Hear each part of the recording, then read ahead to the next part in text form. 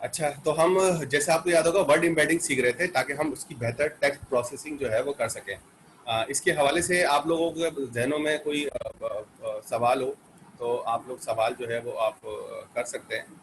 इस वक्त बड़ा साइलेंट है, तो बादों का जब कहानी में साइलेंस बहुत ज़्यादा होता है तो मुझे जो है ना वो क्लास में प्रॉब्लम जो है वो शुरू हो जाती है। मुझे बार बार मेरा जो जहन है ना वो बोल रहा होता है कि भाई क्लास क्लास नहीं हो रही है, तो वो सही काम नहीं कर रहा होता। तो आई वुड सजेस्ट कि अगर आप थोड़ा सा कुछ ब्रीफ कर सकें जो आपकी अंडरस्टैंडिंग है वर्ड एम्बेडिंग के हवाले से, तो ज़्यादा फायदा हो जाएगा। सर थोड़ा सा 5 मिनट वेट कर लेते हैं, थोड़े और बच्चे आ जाएंगे। सिर्फ 17 है ना, अभी 22वां रोजा भी चल रहा है, 23वां। वो तो हाँ, वो बस सब बिल्कुल सही है टुन कि टुन हो वो रहे हैं सब। बिल्कुल सही कह रहा हूँ, लेकिन मैं कह रहा था जो 17 बच्चे हैं वो ऐसा ना हो ट्राई करते करते सो जाए।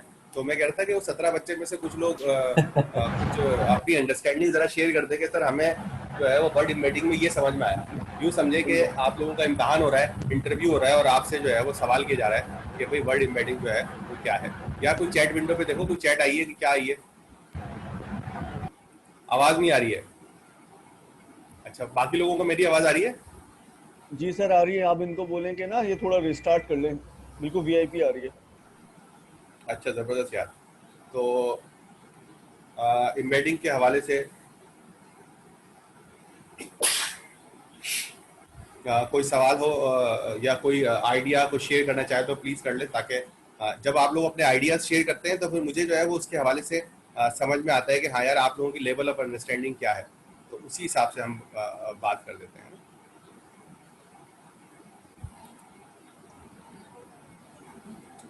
सर प्रैक्टिस की थी तो वो विदाउट एम्बेडिंग जब हमने मॉडल को किया तो 50% आई थी एक्यूरेसी, और जब एम्बेडिंग के साथ किया था तो जो है ना वो 82% आई थी। अच्छा, ज़बरदस्त यार। किताब वाले जो फ्रेकवाइज भाई है उनके पास तो 76 आई थी। वैलिडेशन की बात करो, उसकी बात कर रहे हो? सब वैलिडेशन की। ठीक है, चलो ये तो अच्छी बात है कि आपके पास ज़्यादा अच्छी आ गई है। वैसे उसको 76 के करीब वो आ रही थी। Anyway, but this is good. Sir एक छोटी सी बात बताएंगे आप? ये जो हम हाँ जितनी हाँ भी आर्टिफिशियल इंटेलिजेंस सीख रहे हैं सर, अब मुझसे हाँ काफी लोग ये मतलब जिनको मैं वो इंस्पायर भी कर रहा हूँ कि आओ इस तरफ। तो सर वो ये मुश्किल आ रही है कि सब बोलते हैं कि इसका यार फ्रीलांसिंग में काम कैसे होता है, मैं क्या बना के देना होगा, उसका फाइनल आउटपुट कैसे होगा, तुम खुद क्वार्टर 3 में हो ये वो।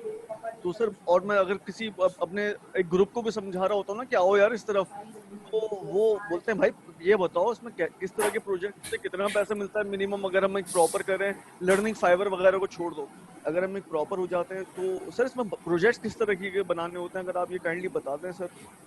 यार देखो, मैं जो हूँ वो मोस्टली जो है वो फाइवर पर अपवर्क पर डायरेक्टली नहीं होता। उसकी वजह ये है कि मैं ऑलरेडी जॉब कर रहा हूँ, तो मेरे पास टेक्निकली तौर पर ये मेरे लिए प्रोहिबिटेड है।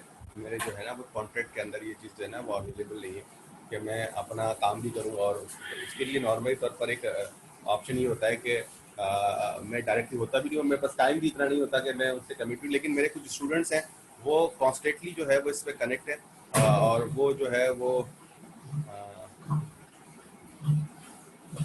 उसके ऊपर काम भी कर रहे हैं। अब मैं आप लोगों के साथ एक शेयर भी कर रहा था।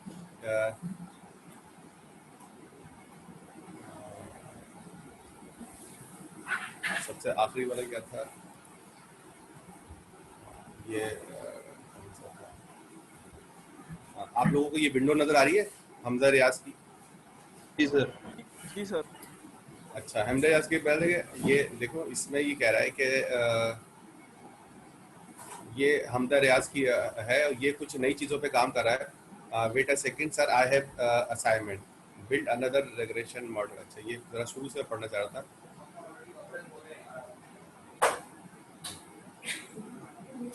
ये देखो, ये कह रहा है कि sir I need to grow quickly in AI, that's why second quarter I have done so far 9 projects of data analysis on Fiverr. सही है, ये भाई 9 प्रोजेक्ट कर चुके हैं, अकेले कर रहे हैं काम। Most of time I get order for pure machine learning project और some tough visualisation. All I require just one to all I require, I just want to discuss difficult situation, so you can let me know the sort of study work there are. ठीक है, like today I have a problem of ROC curve. अच्छा, ये ROC curve जो है ये मुझे भी नहीं पता, इसको हम लेकिन सर्च कर लेते हैं. ठीक है, receiver operating characteristic curve ROC is a graphical plot that illustrates the diagnostic ability of the binary classifier system as its discrimination threshold is right. ठीक है, अब ये सब इस तरह की इंफॉर्मेशन जो है. Wait a second, I have some assignment. Build another regression model on the reduce variable set. Perform dimensional reduction with recursive feature elimination. Tune the model with grid search CSV to find the best parameter setting. Answer the following. Was dimensional reduction useful to? अच्छा, तो ये जो चीज़ है, ये एक और चीज़ है, शायद आप लोगों को पता होगा. मैं आपको ये भी देख रहा हूँ.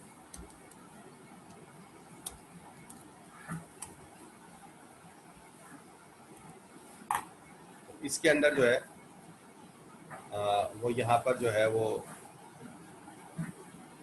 ये देखा, गैर मुल्की तलबा का काम करने वाले. ये जो बंदा काम कर रहा है, बहुत सारे लोग काम कर रहे हैं. असल में ये ज़्यादातर वो काम है जो आपको मिल रहे हैं, जिसमें ज़्यादातर लोग जो हैं वो अपनी प्रोफेशनल या होम स्कूल या यूनिवर्सिटी असाइनमेंट के हवाले से जो है वो आपको असाइनमेंट दे देते हैं.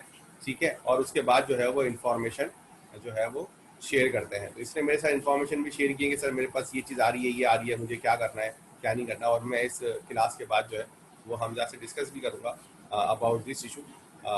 तो आपको मैं बताना चाहता कि ऐसे बहुत सारे शेयर कर सकता हूँ ना. हाँ सर, मैं भी इस तरह फाइवर से काम लेके, अगर कोई मुझे डिफिकल्टी आ हाँ, देखो काम लेके देखो, लेकिन मसला ये है कि इसमें एक सबसे खतरनाक बात ये है कि काम लेने से पहले आपको डिस्कस करना. उसकी वजह है कि देखो मेरे पास भी लिमिटेड टाइम होता है ना. मेरे पास अगर टाइम हो, मैं खुद ना ये काम कर लूँ. मसला है कि मेरे पास भी लिमिटेड टाइम होता है. आप अगर फर्ज करो कि 10 स्टूडेंट जो है वो सारे काम मुझसे करवाने लगेंगे, तो मेरे पास तो इतना टाइम ही नहीं है. तो मैं इतने सारे लोगों को कैसे सेटल करूंगा. मुझे अपने ये जो हम क्लास ले रहे हैं इसकी क्यूरी भी सेटल करनी होती है. इसके अलावा जो है वो मुझे जो है वो बहुत सारे जो मैनेजमेंट लेवल के काम है वो भी PIAIC के ऊपर जो है वो करने होते हैं कि भाई ये काम ऐसे होगा, ये काम मैं उसके ऊपर काम कर रहा हूँ. अभी आपने रिसेंटली देखा कि मैंने जो है वो आप लोगों से जो है वो सारी वीडियो की रिकॉर्डिंग जो है वो शेयर की थी. पहले वो लोग नहीं कर पा रहे थे, तो मैंने खुद सारी वीडियोस जो है वो खुद अपलोड की. उनसे मैंने PIAIC के चैनल का जो है वो एक्सेस लिया. एक्सेस लेने के बाद सारी वीडियोस जो है वो ऑर्गेनाइज किया. ऑर्गेनाइज करने का अब इस काम को करने के अंदर मुझे खुद 4 घंटे लगे. ठीक है, तो अब अगर मसला ये है कि अब मुझे जो है वो किताब को भी पढ़ना होता है, वो चीजें भी पढ़नी होती हैं जो आपको क्लास में पढ़ानी होती हैं. तो मेरे पास आप लोग इसके ऊपर काम देखें तो सही, कम से कम जाकर. ज्यादा से ज्यादा नहीं होगा, नहीं होगा. बताने का मकसद है ऐसे बहुत सारे लोग हैं जो मेरे पास आते हैं और मुझसे जो है वो डिस्कस करते हैं. तो काम जो है वो फाइबर वगैरह के ऊपर मिल रहा है. ठीक है, ऐसा नहीं है कि नहीं मिल रहा, लेकिन जो है वो उसको करना है और कहाँ तक करना है ये एक मसला है. असल मसला ये बहुत सारे स्टूडेंट जो है वो वहाँ पर मशीन लर्निंग के अपने प्रॉब्लम जो है वो भी शेयर कर रहे होते हैं. फाइबर पे तो मेरे ख्याल से मुझे लगता है कि 70% तक जो प्रॉब्लम है वो बहुत ही बेसिक लेवल के हैं. अगर आप लोग थोड़े से जाकर देखना शुरू करें तो आप और आप वर्क वगैरह पर तो आपका काम हो जाएगा. लेकिन ये कि आपकी लर्निंग अच्छी होगी.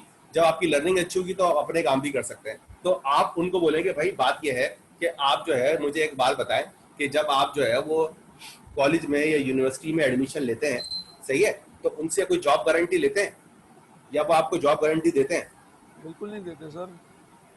ठीक है, तो आप जो है वो 4-4 साल यूनिवर्सिटीज में पढ़ते हैं, सही है, उसके लिए तो कभी भी और 12-12 साल स्कूलों में पढ़ते हैं, उस वक्त तो आप जॉब गारंटी नहीं ले रहे होते. जब 6 महीने के लिए मेहनत की बात होती है तो आप कहते हैं यार इसका यूज क्या है. तो बात यही है कि इसके अंदर जो मेरे भी एक्सपीरियंस क्या है कि इसके अंदर हर कोई जो है वो इंटरेस्ट नहीं ले रहा होता और वो ले भी नहीं सकता. इसमें से वही इंटरेस्ट ले सकता है जिसको प्रोग्रामिंग का थोड़ा सा बल्कि काफी हद तक शौक हो. तो इसमें जो है वो पुराना जो लोग हैं बहुत सारे, वो सिर्फ इसलिए काम नहीं कर रहे कि बस उनको लगा कि शायद AI बहुत आसान होगी. अब जैसे जैसे वो मुश्किल होती जा रही है, जैसे जैसे पैसे मुश्किल कामों के नहीं मिलते हैं, आसान काम के तो पैसे नहीं मिलते ना. तो आप लोग फाइबर के ऊपर जाएं और अपना प्रोफाइल बनाएं और बाकी लोगों के देखें. और आपको इस तरह की चीज़ें शेयर भी की गई है तो बहुत सारी चीज़ें जो है वो आपको मिलेंगी. काम जाके सबसे पहले ढूंढें और देखें कि इसके अंदर काम है क्या और क्या वो उस काम की स्किल्स है या नहीं है. इस वक्त हमारी इस क्लास के अंदर जो है वो 20 स्टूडेंट है सिर्फ, ठीक है, जबकि इस क्लास के अंदर जो है वो कम से कम जो रजिस्टर्ड स्टूडेंट है हमारे पास वो कम से कम 600 से ज़्यादा स्टूडेंट जो है वो हमारे पास जो है ना वो रजिस्टर्ड है, लेकिन सिर्फ 20 स्टूडेंट जो है वो हमारे पास है। अब इस 20 स्टूडेंट में से बहुत सारे स्टूडेंट तो पढ़ ही नहीं रहे, लेकिन वो ये जरूर एक्सपेक्ट करेंगे कि यार बाद में ये भी बोलेंगे कि भाई हम तो जो है वो PIEIC में पढ़ते रहे लेकिन हमें कुछ भी नहीं आया। तो अब आप मुझे बताएं कि इसमें से और जो 20 लोग हैं उनमें से भी शायद कितने लोग थे जो पिछली क्लास में नहीं थे? इन 20 में से वो हाथ उठा सकते हैं क्या? सर कारगिल के ऊपर भी प्रोजेक्ट्स मिलते हैं, जिस तरीके से प्रोजेक्ट चल रहे होते हैं कि जो है ना। हाँ बिल्कुल, असल में बात ये है कि आपको जो है ना वो प्रैक्टिस जो है वो करनी पड़ती है। मैंने आप में से कहा था यार कुछ एक दो लोग जो है वो चैट विंडो जरा खोल लें और उस पर देख लें, अगर कोई ऐसी बात हो जो शेयर की जा सकती है तो वो मुझे बता दें ताकि मुझे चैट विंडो ना खोलनी पड़े और हम क्लास को जरा प्रोसीड कर सकें। है किसी पर ओपन है चैट विंडो? सर वो कह रहे हैं कि ना वो रिवाइज करवा दें, बहुत सारे स्टूडेंट्स ये बात कह रहे हैं, थोड़ा सा रिवाइज करवा दें। हाँ हाँ बिल्कुल रिवाइज कराते हैं। अच्छा, सबसे पहले तो मुझे असल मसला ये है कि वो ये कह रहे हैं कि रिवाइज कराते हैं, लेकिन असल में वो मुझसे क्योंकि सवाल नहीं कर रहे होते तो मुझे समझ में नहीं आ रहा होता कि मैं उनको क्या चीज ज्यादा रिवाइज कराऊं और क्या चीज कम रिवाइज कराऊं। अब मैंने इसके लिए जो है वो यहाँ पर एक इम्बेडिंग प्रोजेक्टर जो है यहाँ पर ओपन किया हुआ है और मैं यहाँ पर डिफरेंट लफ्ज जो है वो ढूंढ रहा हूँ और देख रहा हूँ, ठीक है। और यहाँ पर मैं सर्च भी कर रहा हूँ, मिसाल के तौर पर मैथ मैंने सर्च किया, ठीक है, और मैंने जो है वो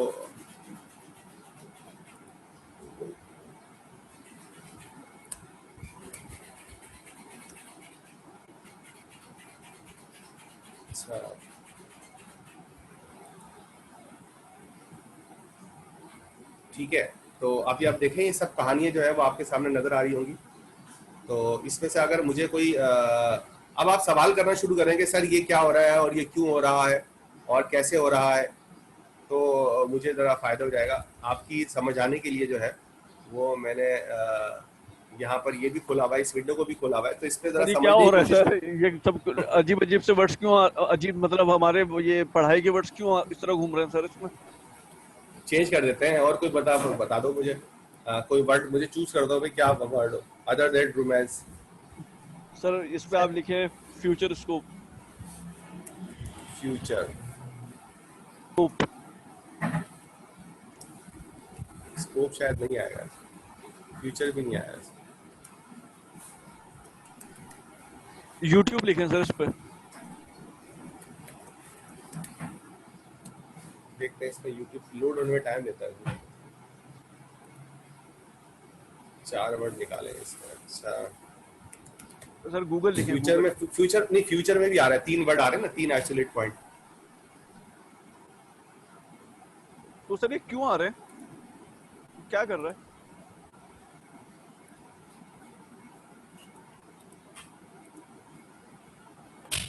अच्छा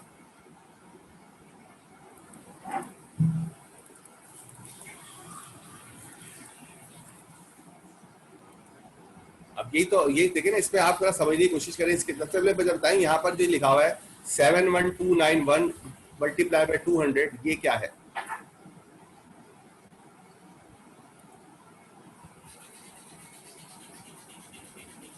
सर वो जो हमने लास्ट में पढ़ा था ना, इस तरह पढ़ाई वो की थी कि इस तरह मल्टीप्लाई करते हैं सर, ये वही चीज है। अच्छा थोड़ा सा और दोबारा इसको सोचें कि मेरे पास जो है वो 10,000 वर्ड है और 10,000 वर्ड के अंदर हर वर्ड की जो डायमेंशन है वो कितनी है? क्या लिखा हुआ था इसमें? 200।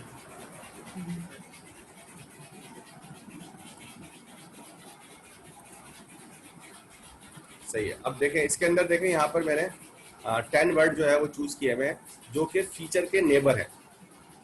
जो फ्यूचर वर्ड है इसके जो नेबर्स हैं, 10 नेबर्स, वो कौन कौन से हैं? Past, present, current, upcoming, potential, possibility, our, creation, will, ठीक है, ये इसके वर्ड है जो नेबर्स है।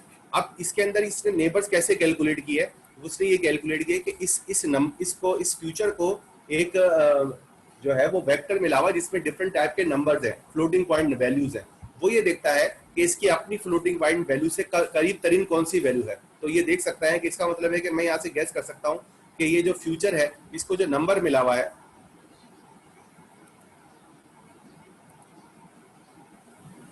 इसमें नंबर शायद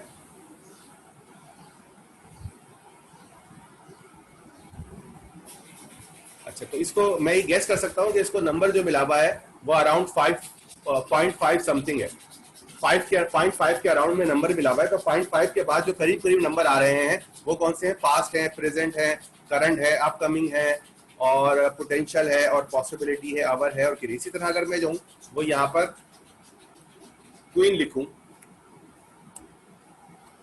तो आप यहाँ पे देख सकते हैं क्वीन से जो मैचिंग जो वर्ड है वो सिर्फ 3 है। इसी तरह अगर मैं जो है वो ब्रिटिश लिखता हूँ तो आप ये देखें ब्रिटिश के साथ जो है वो बहुत सारे वर्ड जो है वो करीब में आ रहे हैं। ठीक है, सर इसराइल इसका तक क्या उसके मतलब, साथ ये गूगल से उठा रहा है सारा डेटा? नहीं, ये कहाँ डेटा से? अपने पास से लोड कर रहा है। ये वर्ड एम्बेडिंग है, एक वर्ड एम्बेडिंग है, प्री ट्रेन वर्ड है, उसका नाम है word two vec. Word two vec एक प्री ट्रेन वर्ड एम्बेडिंग है, सही है। और ओके सर। ठीक है, जहां से ये डेटा उठा के लेकर आ रहा है। अब इसके अंदर अगर हम इसको यहीं से देखते हैं, समझने की कोशिश करें तो इसके हमें एक पता लगता है,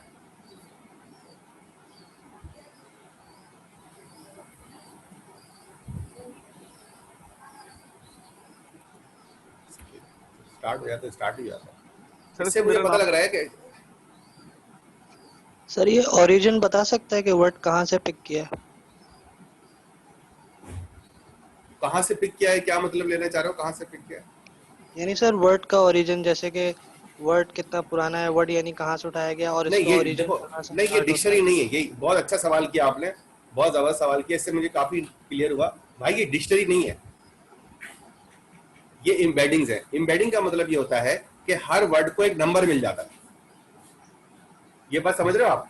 हर वर्ड को क्या हो जाएगा, एक नंबर मिल जाएगा, और वो जो नंबर है, मैं इसमें कम वाले ले लेता हूं ताकि फास्ट हो जाए प्रोसेस। और वो जो नंबर है, वो जो नंबर है, हम एक उस जो नंबर को, ठीक है, अब मिसाल के तौर पर ये एक नंबर, एक ब्रिटिश है, इसको एक नंबर मिला हुआ है। यहां तक बात समझ में आ गई? जी सर। वो नंबर क्या है, आप कोई गैस करें कि क्या नंबर मिला हुआ होगा? 0.4 के नियर बाय होगा। 0.4 के, 0.4 और 0.5 के दरमियान में कोई नंबर जो है वो उसका, लेकिन वो एक नंबर नहीं होगा, वो नंबर ऑफ वेक्टर, एक वेक्टर होगा जिसमें डिफरेंट टाइप के नंबर होंगे। सही है। उससे क्या होगा कि मैं उस सारे नंबर्स के साथ जो है वो डिस्टेंस निकालूंगा बाकी वर्ड का, और उसके बाद आपको मैं ये बताऊंगा कि इसके करीब तरीन जो है वर्ड कौन कौन से हैं, नियरेस्ट नेबर्स जो है वो इसके कौन कौन से हैं। तो नियरेस्ट नेबर्स जो है मैंने 10 निकाले, तो 10 जो है वो मुझे मेरे सामने यहाँ पे ले आए। ठीक है, nearest point in the original space. अब ये जो नंबर्स हैं, इनके दरमियान जो डिफरेंस है वो सबसे कम है ब्रिटिश का, और कनाडा का, ऑस्ट्रेलिया का, इंग्लिश का, अमेरिका का, फ्रेंच का, डच का। इस तरह के नंबर जो है वो बहुत ही करीब करीब है। अब ये जो नंबर निकल रहे हैं ये कैसे निकल रहे हैं, इसके अंदर आप देखें यहाँ पर कि यहाँ पर मैंने लिखा हुआ है 10,000 मल्टीप्लाई बाय 200। इसका मतलब ये हुआ कि इसके अंदर हर वर्ड को, जैसे ब्रिटिश को जो है वो एक वेक्टर असाइन हुआ है, उसके अंदर 200 डिफरेंट नंबर्स है। उन 200 नंबर्स को कैलकुलेट करके हमने रखा हुआ है। शुरू में ये नंबर रैंडम होते हैं, रैंडम होने के बाद जो है आहिस्ता आहिस्ता हम इसको न्यूरल नेटवर्क से ट्रेन करते हैं, और जब न्यूरल नेटवर्क से ट्रेन कर लेते हैं तो ये नंबर चेंज होते रहते हैं, और जिन जो वर्ड आपस में एक दूसरे के करीब मिलते हैं, मतलब जहां पर ब्रिटिश का जिक्र आ रहा है किसी डॉक्यूमेंट में, वहां पे कनाडा और ऑस्ट्रेलिया का भी जिक्र आता है, वहां पे अमेरिका का भी जिक्र आ रहा है, वहां पे फ्रेंच और डच का भी जिक्र आ रहा है, वहां पे स्कॉटिश और जर्मन का भी जिक्र आ रहा है, वहां पे इसराइल का भी जिक्र आ रहा है। तो ये ऐसे वर्ड हैं जो अक्सर ऐसी डॉक्यूमेंट में जहां पर ब्रिटिश इस्तेमाल होता है वहां पर ये वाले वर्ड भी होते हैं। तो इन वर्ड के अंदर और ब्रिटिश के अंदर हम नंबर चेंज करना शुरू कर देते हैं। अगर किसी डॉक्यूमेंट में, मिसाल के तौर पर एक 10 मिनट 4 डॉक्यूमेंट ली, 4 डॉक्यूमेंट में ब्रिटिश के बाद जो है वो, मिसाल के तौर पर मैं यहाँ पे लंदन देखता हूँ,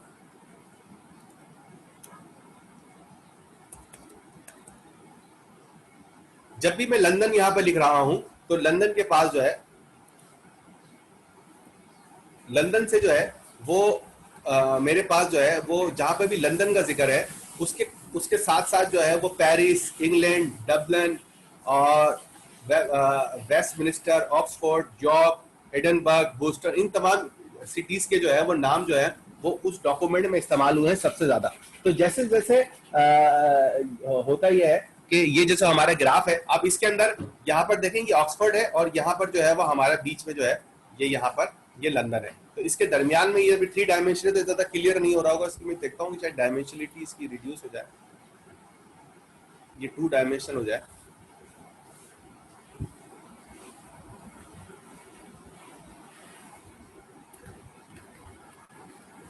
मसला ये 2 डायमेंशन होने पे भी 3 डायमेंशन रहेगा, इसको 3 पे करते हैं, ज्यादा अच्छा लग रहा है। तो अब यहाँ पर देखें, अब ऑक्सफोर्ड के साथ जो करीब तरीन जो है वो जो करीब तरीन है वो कैम्ब्रिज है, सही है। अब उसमें हो क्या रहा है कि मैंने देखा एक डॉक्यूमेंट के अंदर ऑक्सफोर्ड और कैम्ब्रिज जो है वो एक साथ इस्तेमाल हुए हैं, तो मैंने क्या किया कि एक नंबर से दोनों को ऐड कर दिया या माइनस कर दिया या प्लस कर दिया या मल्टीप्लाई कर दिया। जब मैं एक ही नंबर दोनों के साथ करना शुरू करूंगा, एक ही नंबर से दोनों को प्लस और माइनस करना शुरू कर दूंगा, तो इनका डिस्टेंस जो है वो कम होना शुरू हो जाएगा। और कम होने की वजह से क्या होगा,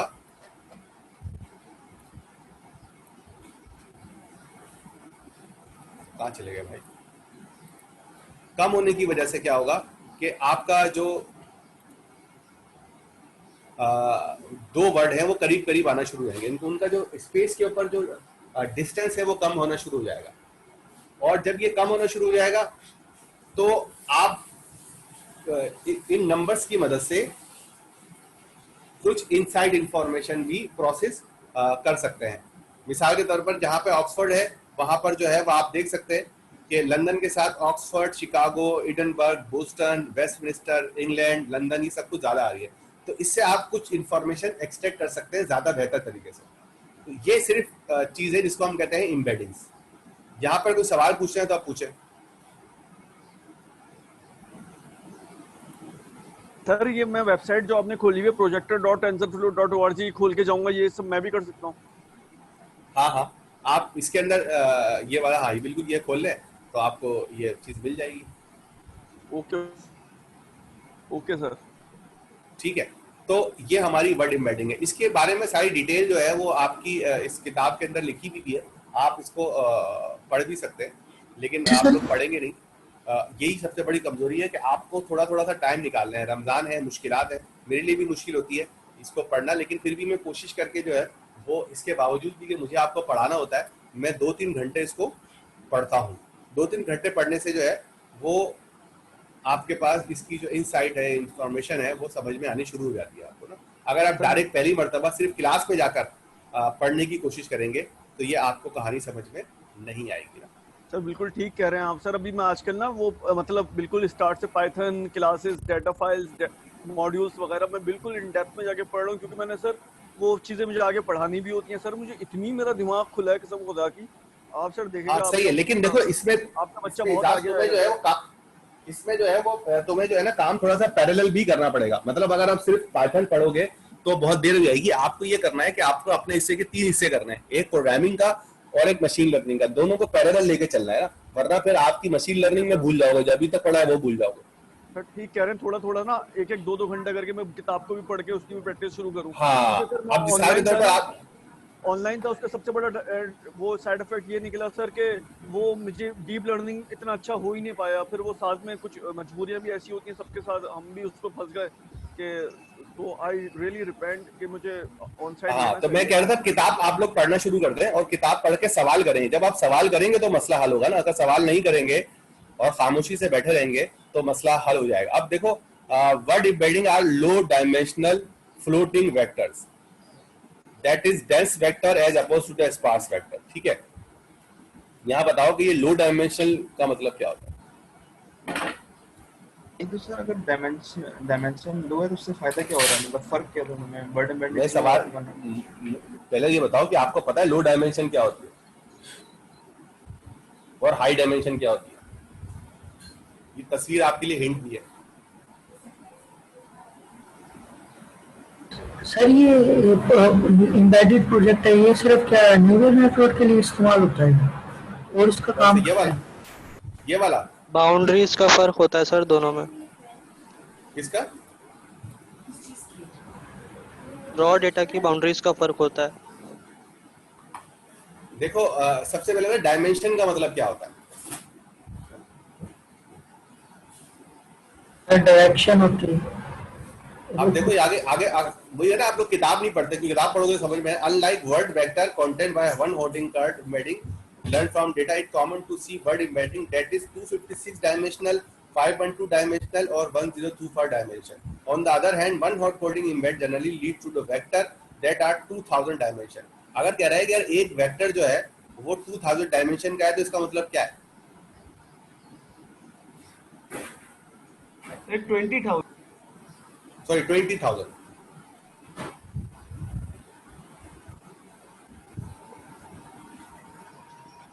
मतलब उस जगह ज्यादा गिरेगा।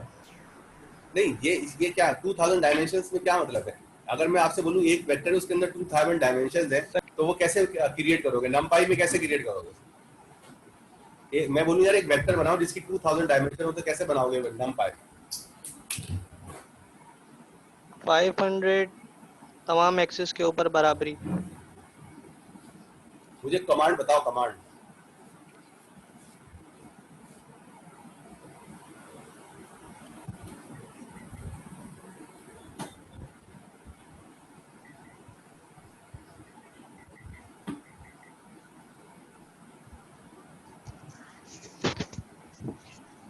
np.array np.array ब्रैकेट में क्या होगा?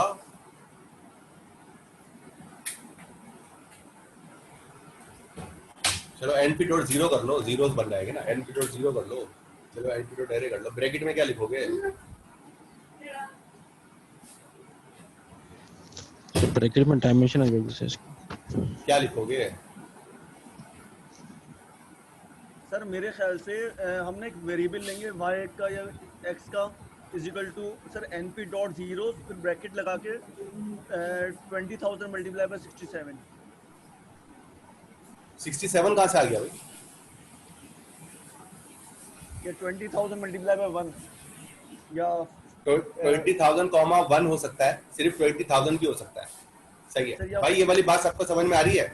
इजाज ने कहा है कि ये np.0 के अंदर 20,000 लिख दें, सही है ये? किसी को कोई एतराज? ये भी कर सकते हैं, 20,000 को 1 भी कर सकते हैं और उसका रीशेप भी कर सकते हैं, रीशेप को सबसे अपने हिसाब से। हाँ, लेकिन इसमें क्या होगा? 20,001 होगा या 20,002 होगा?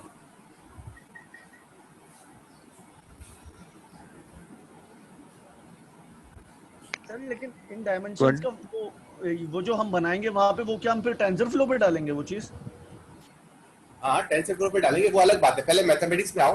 ओके मुझे ओके बताओ कि डायमेंशन 20,000 डायमेंशन का मतलब क्या है एक वेक्टर की ना? रोज है 20 कॉलम्स है सर, ये कॉलम्स हैं और 1 इसके रो है। और अगर हम इसको 2000 कर देंगे ना, लाइक 2000 कर देंगे, तो सर ये मेरे ख्याल से 20,000 कॉमा 2000 कर देंगे तो वो 2000 के बैच करके 20,000 डायमेंशन बनाएगा सर। एक्सिस अगर हम एक ही रखते हैं तो फायदा क्या होगा इसकी? ये डायमेंशन कैसे बन गई है?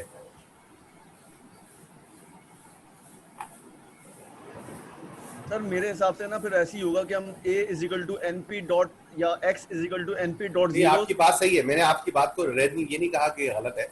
देखो अब इसके अंदर जो है मैं ये एक आपको ये दिखा रहा हूँ, इसके अंदर ये आपके पास स्पेस है, इसके अंदर है x और y। आपने शायद 10वीं जमात में ये चीज पढ़ी होगी कि आपके पास वेक्टर होगा तो वेक्टर जो है वो डायरेक्शनल होता है ना, तो उसके अंदर दो वैल्यू होंगी, एक बताएगी x किधर पे जाना है और एक बताएगी y पे किधर जाना है। सही है? तो इसका मतलब है कि एक जो वेक्टर है वो कम से कम 2 डायमेंशनल होना चाहिए। एम आई राइट और रॉन्ग?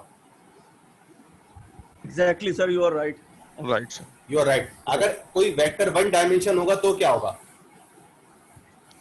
स्केलर होगा सर, वो स्केलर हो जाएगा। बिल्कुल सही बात है, आप कम से कम 2 डायमेंशन होना चाहिए। लेकिन देखो यहाँ पर जो वेक्टर है, यहाँ पर वेक्टर जो है वो 2 डायमेंशनल नहीं है, बल्कि वेक्टर जो है वो कितनी डायमेंशन के ऊपर है? 3 डायमेंशन, बल्कि 4 डायमेंशन के ऊपर है।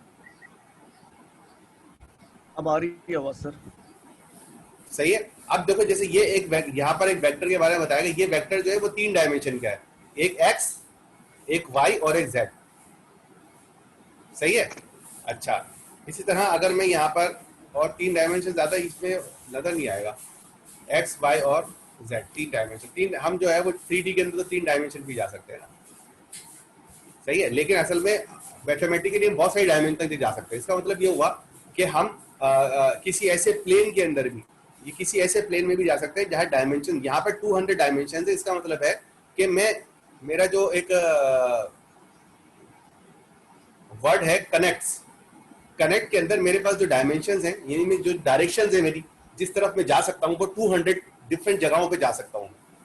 और इसका मतलब है कि मैं सिमिलरिटी जो है वो डिफरेंट 200 वर्ड के साथ सिमिलरिटी जो है वो एक वक्त में मेंटेन कर सकता हूँ। तो ये चीज आपको समझनी है। जब मैं आपसे कह रहा हूँ कि यार 200 डायमेंशन है, वन हॉट कोडिंग में नहीं होती, वन हॉट कोडिंग में कम होती है, और वन हॉट कोडिंग में 20,000 डायमेंशन है। इसका मतलब है कि डायमेंशन बहुत ज्यादा हो रही है, जबकि वर्ड एम्बेडिंग के अंदर हमने डायमेंशन, जितनी ज्यादा डायमेंशन ज्यादा होगी उतनी ज्यादा जो है वो आपके पास प्रोसेसिंग पावर और मेमोरी स्टोरेज ज्यादा रिक्वायर्ड होगा। तो बता ये रहा है कि word embedding is a low dimensional floating point vector, यानी इसके अंदर डायमेंशंस कम होती है। जैसे 256, जैसे हमारे पास अभी 200 है, इस वाले में 200 है हमारे पास, ठीक है। और लो डायमेंशन हो गई, क्यों? क्योंकि हाई डायमेंशन का मतलब है वन हॉट कोडिंग, जो कि 20,000 डायमेंशंस के ऊपर काम करता है। ठीक है। अब हम क्या करेंगे?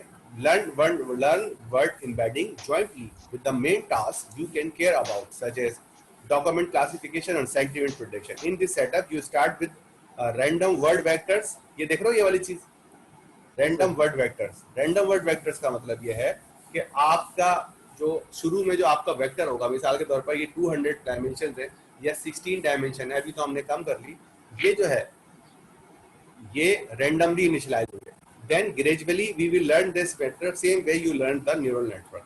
Load into a model word embedding that you pre-computed using a different machine learning task than once you're trying to solve. They are called pre-trained word embedding.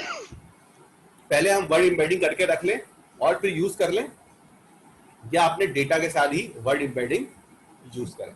ठीक है। तो वर्ड एम्बेडिंग से हमें ये पता लगा कि वर्ड एम्बेडिंग क्या होता है। एक सेट ऑफ वेक्टर होता है जिसके अंदर आप डिफरेंट वैल्यू डाल देते हैं, और इस वैल्यूज को हम फिर दूसरे वर्ड से कंपेयर करते हैं, और तीसरे से कंपेयर करते हैं, चौथे से कंपेयर करते हैं। तो अब मिसाल के तौर पर यहाँ पर जो मेरे पास जो वर्ड है वो है कनेक्ट्स। कनेक्ट्स के सबसे नियरेस्ट जो वर्ड आ रहा है, जो 2 वर्ड आ रहे हैं, वो है कनेक्टिंग और कनेक्ट।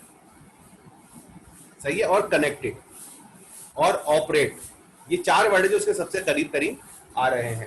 तो मेरे पास जो है, जब भी मुझे कोई बात पूछेगा, कोई शख्स मुझसे पूछता है कि यार बताओ कनेक्ट के करीब तरीन वर्ड कौन सा है, सिमिलर वर्ड कौन सा है करीब करीब कनेक्ट का, तो मैं उससे क्या बोल सकता हूं? ऑपरेट और सिचुएटेड। ये बात समझ में आ रही है आप लोगों को? Right sir. Look at it. इस तरह के जो सिमिलर वर्ड है जो फ्रीक्वेंटली यूज होते हैं। अच्छा, ये जो है ये डिक्शनरी नहीं है, ये जो इंग्लिश डिक्शनरी है ये नहीं है, ये आपको बता रहा है कि इंग्लिश के अंदर फ्रीक्वेंटली जब भी कनेक्ट इस्तेमाल होता है तो उसके साथ जो चीज इस्तेमाल होती है कनेक्ट के साथ, वो होती है ऑपरेट, और वो होती है सिचुएटेड, और वो होती है लिंकिंग, और वो होती है लाइज, और वो होती है हक, और वो होती है लोकेटेड। फॉर एग्जाम्पल, आप बोले यार मेरी जो आप ये कह सकते हैं कि जी एक सेंटेंस ये हो सकता है जिसमें कनेक्ट इस्तेमाल होता है, वहां पर एक सेंटेंस होगा जिसमें ऑपरेट भी इस्तेमाल हो रहा होगा सबसे ज्यादा। यानी ये बताना चाह रहा है कि एक सेंटेंस जिसमें कनेक्ट इस्तेमाल किया जाता है उसमें सबसे ज्यादा वर्ड जो है वो ऑपरेट इस्तेमाल किया जाता है। जैसे एक फ्लाइट है, वो जो है वो दुबई से ऑपरेट होती है और वो कनेक्ट करती है पाकिस्तान कराची को दुबई, और दुबई को वहां पर, और जहां पर भी कनेक्ट का वर्ड होगा उसके बाद कनेक्टिंग का वर्ड भी जो है वो सबसे ज्यादा यूज हो रहा होगा, क्योंकि ये एक ही वर्ड के डिफरेंट वेरिएशन है। कनेक्टिंग कि भाई connecting from Karachi to Dubai, और दुबई टू, या connecting Karachi via Dubai to London. तो इस तरह की इंफॉर्मेशन है। तो अगर आप अपने जहन में लेकर आए कि यार कनेक्ट का वर्ड यूज कहाँ कहाँ होता है, तो आप देखेंगे जहां जहां कनेक्ट का वर्ड यूज होगा वो वहां वहां पर ये वाले वर्ड भी यूज हो रहे होंगे। सर ये एम्बेडिंग ये मेरी बात लेवल, समझ में आ रही है? ये इसका यूज और कहाँ कहाँ है? क्या कह रहे हो? मैं कह रहा हूँ ये एम्बेडिंग है, ये हम अपना न्यूरल नेटवर्क में ट्रेन कराते हैं ये टेक्स्ट के वर्ड, तो और इसका यूजेज कहाँ कहाँ है? सबसे पहले देख लो ये समझ में आ गई तो वर्ड एम्बेडिंग का मतलब क्या है कि वर्ड एम्बेडिंग के अंदर हम जो है वो ऐसे वर्ड जो आपस में करीब होते हैं, आपस में करीब का मतलब है जो एक दूसरे के साथ बहुत ज्यादा यूज होते हैं उनके नंबर्स आपस में क्लोज कर देते हैं, सही है। और जो वर्ड एक दूसरे के साथ यूज नहीं होते उनके जो नंबर्स हैं वो उनका जो नंबर्स हैं वो ज्यादा कर देते हैं, जिसको हम कहते हैं डिस्टेंस, सही है। इसका मतलब ये हुआ कि करेक्ट का जो डिस्टेंस है वो हब से कम है, ठीक है, लेकिन हो सकता है कि वो ज्यादा हो। जैसे करेक्ट के अंदर अगर आप देखें, मैं देखता हूं हाउसिंग, अब हाउसिंग के अंदर में गया, अब हाउसिंग का जो डिस्टेंस है वो कनेक्ट से बहुत ज्यादा है, ठीक है, लेकिन हाउसिंग का जो डिस्टेंस है, जो नंबर मैंने वेक्टर असाइन किया था वो residential, building, retail, buildings, urban, employment, सब अर्बन और कैंपस और एकर्स, इनसे काफी करीब करीब है। तो आहिस्ता आहिस्ता मैं देखता हूँ, एक वर्ड मुझे मिला जब मैं हाउसिंग का एक डॉक्यूमेंट पढ़ रहा था, तो मुझे एक वर्ड मिला रेजिडेंशियल।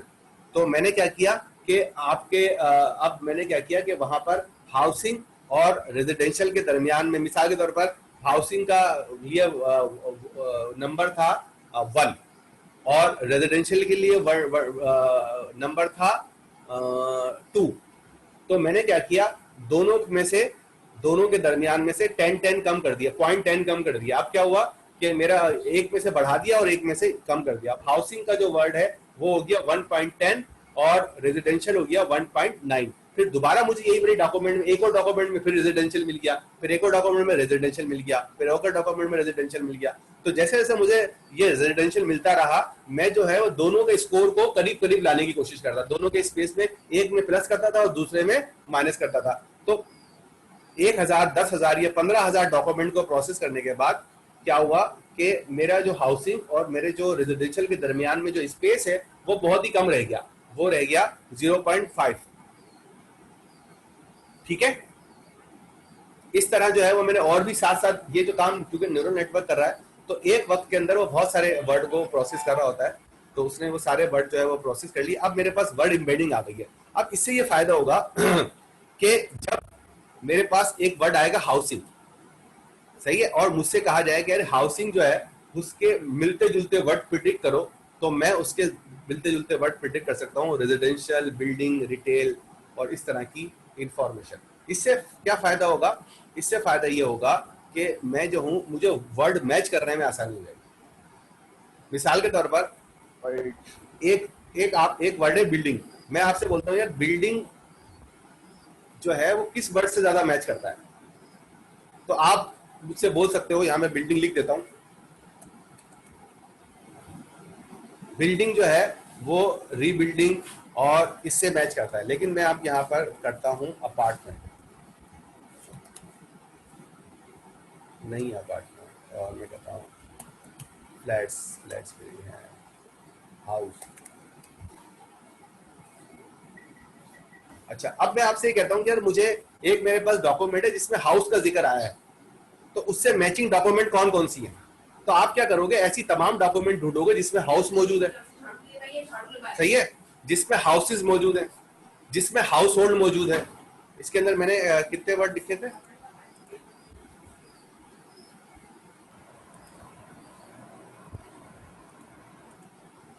यानी यार इसको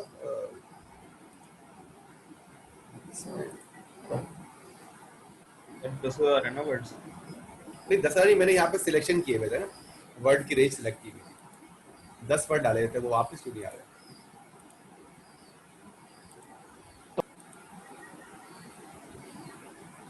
बाद में आपने 100 कर दिए थे। नहीं, मैंने यहाँ पे 10 किए थे।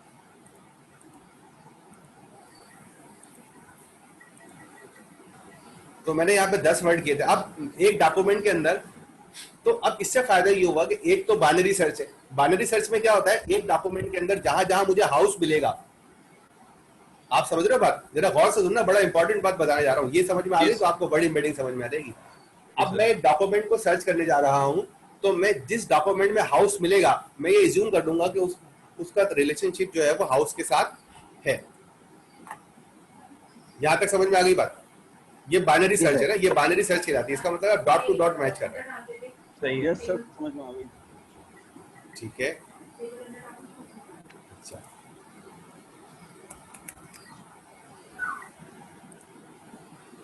अब लेकिन जब मैं वर्ड एम्बेडिंग वाले मेथोडोलॉजी यूज करूंगा तो मैं ऐसी तमाम डॉक्यूमेंट सर्च करूंगा जिसमें ना सिर्फ हाउस हो बल्कि हाउसेज भी हो सकता है, हाउस होल्ड भी हो सकता है, ठीक है, हाउस होल्ड्स भी हो सकता है, ग्रीन हाउस भी हो सकता है और हाउस भी हो सकता है। ये सारी चीजें जो है ये मैं मैच करके उठा लूंगा। इसका मतलब ये हुआ कि अगर मेरे पास अब चॉइसेस ज्यादा हो गई है, यानी कि मेरा जो सर्च क्राइटेरिया है वो एक वर्ड नहीं है बल्कि 6 वर्ड हो गए। इसी तरह अगर मैं जो हूं वो कार तो मैं सर्च करता हूं,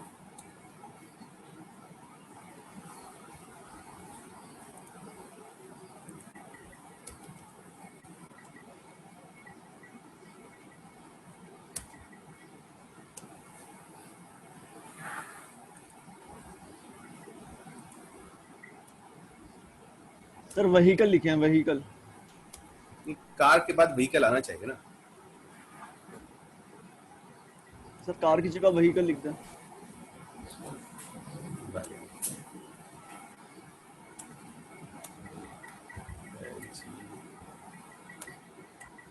वैगन की स्पेलिंग सही लिखी है? Yes sir. बिल्कुल सर, परफेक्ट। नहीं यार, इसमें कहीं वैगन इस्तेमाल नहीं होता। सर लिखें VEHICLE, व्हीकल। VEHICLE व्हीकल्स के साथ इस्तेमाल नहीं हुआ। और कोई वर्ड बताते हैं? ट्रांसपोर्ट। अच्छा, अब देखें यहाँ पर कराची जो है इसके साथ जो वर्ड जो है यहाँ पर देखो 100 आ रहा है। इसको मैं कम कर रहा हूँ, इसको मैं कर रहा हूँ 10।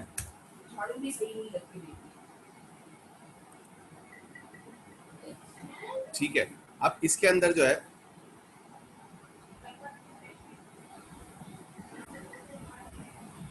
सर सबसे नंबर केरला आ रहा है, एक फिल्म याद आ गई, एक सबसे दीवाना। अब देखो इसके अंदर जो डॉक्यूमेंट इस्तेमाल हुई है उसमें सबसे करीब डिस्टेंस जो है वो केरला का है। लेकिन हम केरला को अगर हटा भी दें तो हम यहाँ पे देखें Pakistan, Pakistani, Mumbai, Kurdish, Beirut, Kashmir, Lebanese, Iranian, ये सारी डॉक्यूमेंट के अंदर भी इस्तेमाल। इसका मतलब ये हुआ कि मैं ऐसी डॉक्यूमेंट को भी कंसिडर कर सकता हूँ जिसके अंदर पाकिस्तान या पाकिस्तानी जो है वो इस्तेमाल हो रहा है।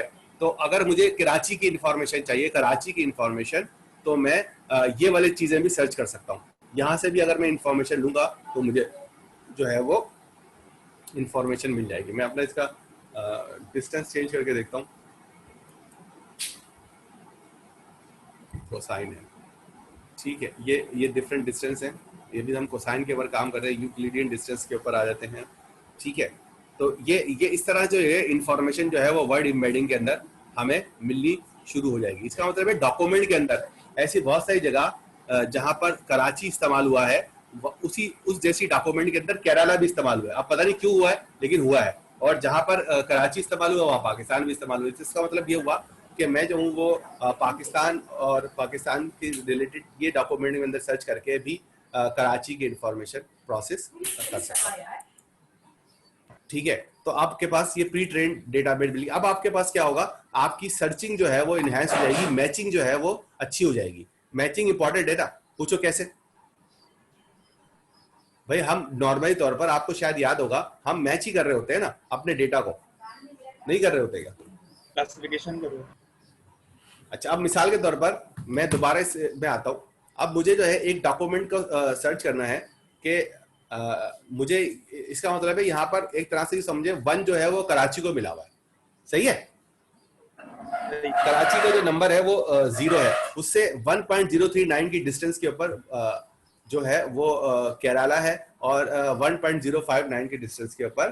तो हम असल में जब अपनी डॉक्यूमेंट को मैच करेंगे आहिस्ता आहिस्ता इम्प्रूव करते हुए, तो हम जो है वो जिन डॉक्यूमेंट को मैच करेंगे जिसमें जो नंबर जो हैं वो करीब करीब होंगे उनको हम मैच कर लेंगे।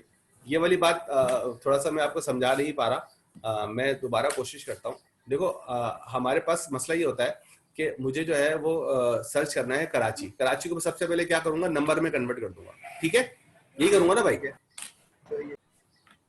सही है। अब मैंने कराची को नंबर में कन्वर्ट कर दिया। अब मैं यहाँ देखूंगा कि कराची जो नंबर है मिसाल के तौर पर 0 है, उसके करीब करीब नंबर कौन से हैं। तो जिस डॉक्यूमेंट में कराची के करीब करीब नंबर जो है वो मुझे ज्यादा मिलेंगे, उस डॉक्यूमेंट को मैं ये समझूंगा कि कराची। मिसाल के तौर पर अब मुझे जो है यहाँ पर गुड को ढूंढना है, गुड। तो गुड मेरे पास जो है यहाँ पर सिर्फ 2 ही पॉइंट आए हैं गुड के हवाले से ना, और बेस्ट है और मूवी में नहीं आया, रिव्यू। तो यहाँ पर देखें इनके बस मेरे पास लिमिटेड सेट ऑफ नंबर्स आ रहे हैं। तो जब मैं कराची की बात करता हूँ तो मेरे पास काफी जो है वो नंबर्स हो जाते हैं। इसी तरह अगर मैं लाहौर की बात करूं,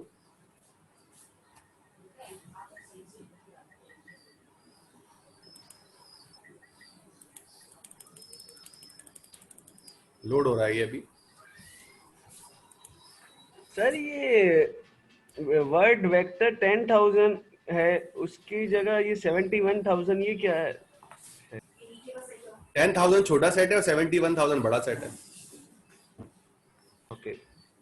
तो आपने डाटा उठाया कहाँ से? ये प्री ट्रेंड है ना, वर्ड टू वेक्टर वाला है।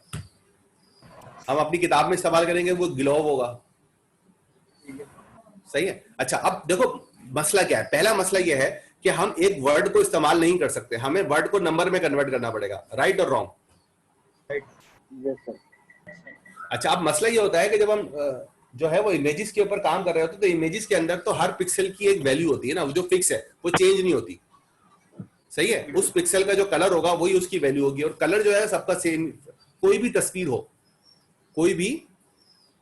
हो उसके अंदर जो पिक्सल का कलर होगा वही उसकी वैल्यू होती है। एम आई राइट और wrong? Right sir. Right.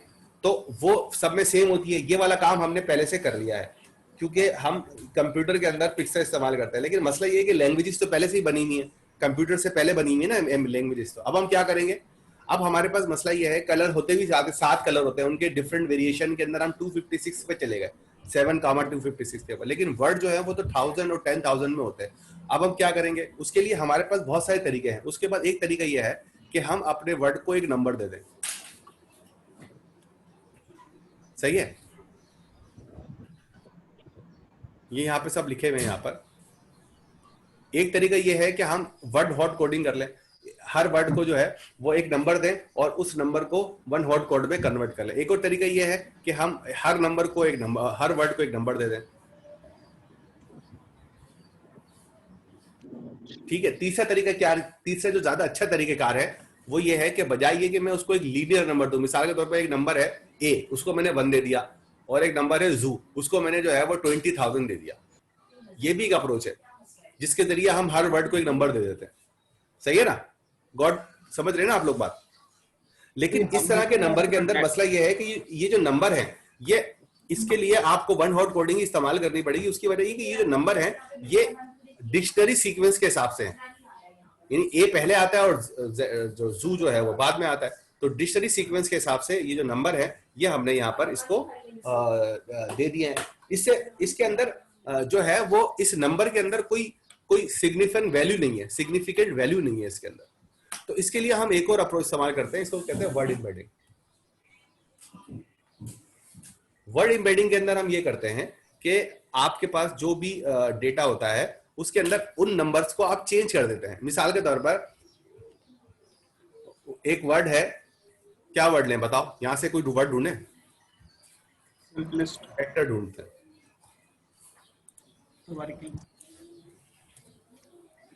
Vector तो वेक्टर ही है, ठीक है।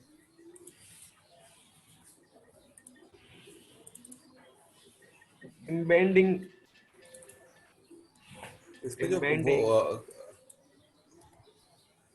प्रॉब्लमेटिक, प्रॉब्लम्स, इस तरह के जो वर्ड आ रहे हैं। अब इसके अंदर एक चीज हमें पता लग रही है कि प्रॉब्लम से करीब तरीन जो वर्ड है वो कितने हैं। ये जो है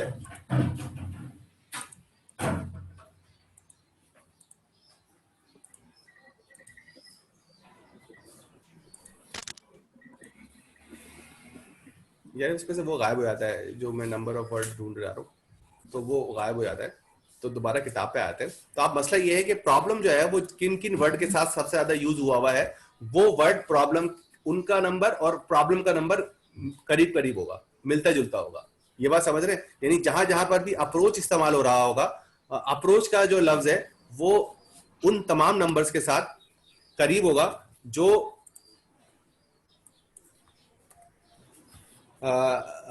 इसके साथ इस्तेमाल हो रहे हैं। ठीक है, तो अब इससे क्या फायदा होगा कि हमारे पास हर नंबर के अंदर जो भी हमें नंबर मिल रहा है वर्ड एम्बेडिंग में, उसकी अपनी एक सिग्निफिकेंट वैल्यू भी है, जिससे हम अपनी डीप लर्निंग में फायदा उठा सकते हैं। कैसे उठाते हैं अब हम यहां पे आके देखेंगे कि यार ये फायदा उठा कैसे सकते हैं। वर्ड एम्बेडिंग थोड़ा सा मुश्किल टॉपिक है, इसमें आपको थोड़ा टाइम लगेगा। आप लोग जरा इंटरनेट के ऊपर सर्च करें और देखें, और फिर उसके बाद सवाल करेंगे सर ये कैसे होगा और वो कैसे होगा। ठीक है, हमें सिर्फ ये समझना है कि हम वर्ड एम्बेडिंग करके, अब वर्ड एम्बेडिंग के जरिए हमारा बेसिक फंक्शन क्या है वर्ड एम्बेडिंग का, वर्ड एम्बेडिंग के जरिए हम अपने टेक्स्ट को नंबर में कन्वर्ट कर रहे हैं। ये वाली बात तो समझ में आती है ना आपको? सर वो फ्लोटिंग पॉइंट में है ना? हाँ, फ्लोटिंग पॉइंट वाले नंबर में कन्वर्ट कर रहे हैं, और हर नंबर जो है उसकी एक सिग्निफिकेंट वैल्यू है, not based on the dictionary और बेस्ड ऑन द अवेलेबिलिटी, बल्कि based on the frequency and similarity with other words used in the available documents। दोबारा बोलूं? सही है। यस सर, लिख दोबारा लोगे? थोड़ा समझा दे सर। लिख लो ये। अब ये समझोगे, यही तो तुम्हें समझना है। मैंने तो बोल दिया ना, अब तुम्हें समझना है। आप सवाल करोगे भाई इसमें इसका मतलब क्या है और इसका मतलब क्या है। मैं ये आपको कह रहा हूं कि वर्ड एम्बेडिंग में हर वर्ड को एक नंबर दिया जाएगा, और वो नंबर बेस नहीं होगा अकरेंसी के ऊपर कि वो कब आपकी डॉक्यूमेंट में आया, ना वो बेस कर रहा होगा फ्रीक्वेंसी, वो फ्रीक्वेंसी के ऊपर के कितनी मर्तबा वो आया, ना वो बेस कर रहा होगा अल्फाबेटिकल ऑर्डर पर, बल्कि वो बेस कर रहा होगा उस नंबर का वो जो नंबर है वो बेस कर रहा होगा कि वो नंबर जो है वो बाकी वर्ड के साथ कितनी मर्तबा इस्तेमाल किया गया है एक ही डॉक्यूमेंट के अंदर। तो उसकी जो फ्रीक्वेंसी विद अदर वर्ड, यहां पे याद रखना फ्रीक्वेंसी ऑफ इटसेल्फ इंपॉर्टेंट नहीं है, बल्कि फ्रीक्वेंसी ऑफ अदर वर्ड जो है वो भी इंपॉर्टेंट है, कि अदर वर्ड के साथ वो कितनी मर्तबा इस्तेमाल हुआ है, उस फ्रीक्वेंसी को हम जो है वो कैलकुलेट करके उसको एक नंबर असाइन कर देंगे। ठीक है, ये जो नंबर है इसको हमने नाम दिया है वर्ड एम्बेडिंग का, और ये नंबर जो है हम इस्तेमाल करेंगे अपनी न्यूरल नेटवर्क के।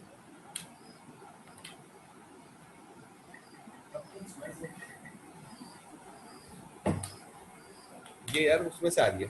सही है सर, मैं बोल के दिखाऊं कि आपने क्या बताया है? हाँ, बोल के सुनाओ, लिखा हुआ हो सुनाओ। हाँ सर, ताकि पक्का हो जाए ना।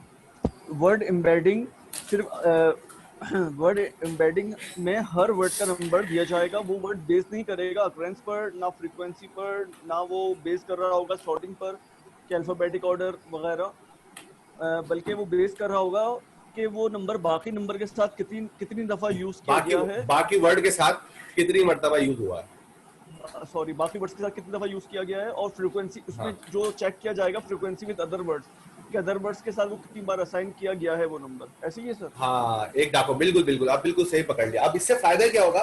फायदा ये होगा कि यार वर्ड एम्बेडिंग से फायदा ये होता है कि आपको डॉक्यूमेंट सर्च करने में और बहुत सारे कामों में आसानी रहेगी ना। मतलब वो वर्ड, अगर आप इन वर्ड एम्बेडिंग के लिस्ट एक ऑर्डर बनाएंगे तो उसमें वो वर्ड जो एक दूसरे के साथ यूज होते हैं वो एक दूसरे के साथ आपको लिस्ट में नजर आएंगे, बजाय ये कि अल्फाबेटिकल। मिसाल के तौर पर जैसे हमने कहा भी था, यहाँ पर असल में देख रहा हूँ कि ये जैसे अप्रोच जो है वो अप्रोच और अप्रोचीज और अप्रोच और अप्रोचिंग इसके साथ सबसे ज्यादा इस्तेमाल हो रहा है। सही है? तो आपकी जो लिस्ट है अगर आप देखेंगे तो आपके अंदर देखें, यहाँ पर मैं देखें इसको नीचे से ऊपर तक लेके जा रहा हूँ, आप इसको देखिए गौर से। ये मेरे पास आया सबसे पहले, ये देखें यहाँ पर ये आया अपोजिट, उसके बाद आ रहा है, इसको मैं यहीं पे लगाता हूँ, कीप, टेकन, फेस, जो ऑर्डर है, किस ऑर्डर के अंदर हमने ये डेटा सेव किया हुआ है, डायमेंशनल डेटा को हमने जिस ऑर्डर में सेव किया हुआ है वो ऑर्डर असल में एम्बेडिंग है। तो आप देख लेंगे ये वाला ऑर्डर जो है वो अल्फाबेटिकल भी नहीं है, फ्रीक्वेंसी बेस नहीं है, बल्कि ये जो ऑर्डर है ये बेस है एक वर्ड दूसरे वर्ड के साथ किस तरह और कितनी मर्तबा इस्तेमाल हुआ है। कि आप देखें इसमें एनर्जी के साथ जो है वो यहाँ पे मैं लिख ही देता हूँ। अब एनर्जी देखें, एनर्जी ऐसा वर्ड है जो इस्तेमाल हुआ है, उसके साथ काइनेटिक इस्तेमाल हुआ है, हीट इस्तेमाल हुआ है, पोटेंशियल इस्तेमाल हुआ है। तो आप जब भी एनर्जी को ढूंढने जाएंगे वो इन वर्ड के साथ मिलेगा। एनर्जी जो है वो ई वाले वर्ड के साथ नहीं मिलेगा या मोस्ट फ्रीक्वेंट वर्ड वाले के साथ नहीं मिलेगा, बल्कि किसके साथ मिलेगा? काइनेटिक के साथ, हीट के साथ, पोटेंशियल के साथ, एनर्जीज के साथ, इलेक्ट्रॉन के साथ, थर्मल के साथ, मोमेंटम के साथ, ग्रेविटेशन के साथ, ये सब चीजों के साथ एनर्जी जो है वो सबसे ज्यादा मिलेगा। और ये किस बेस पे किया? हमने बहुत सारी जो है वो डॉक्यूमेंट्स को प्रोसेस किया न्यूरल नेटवर्क की मदद से, और फिर हमें ये पता चला कि यार ये जो वर्ड है ये आपस में बहुत सारे यूज होते हैं, तो इनको हमने सिमिलर नंबर दे दिए। सही है भाई, चले आगे। अब हम क्या कर रहे हैं? इस एम्बेडिंग को यूज कर रहे हैं। इस एम्बेडिंग को हम किस चीज के लिए यूज कर रहे हैं? इस एम्बेडिंग को हम यूज कर रहे हैं न्यूरल नेटवर्क के लिए।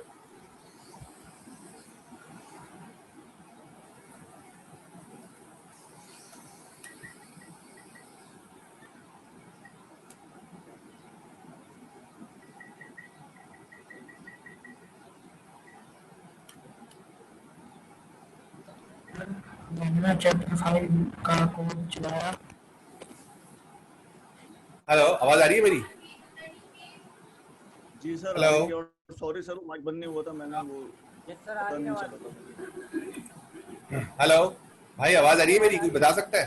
Yes sir, I can hear you. बहुत हेलो। कम आ रही है। आ रही है सर आवाज। आ रही है सर, आवाज आ रही है। आवाज नहीं आ रही। साउंड एंड क्लियर, वीआईपी आवाज आ रही है सर। नहीं आ रही, चेक कर लेते हैं। आवाज नहीं आ रही।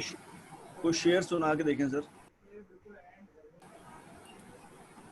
उनकी उम्मीदें नाश पर। हाँ, अच्छा अब आ रही है मुझे आप लोगों की आवाज।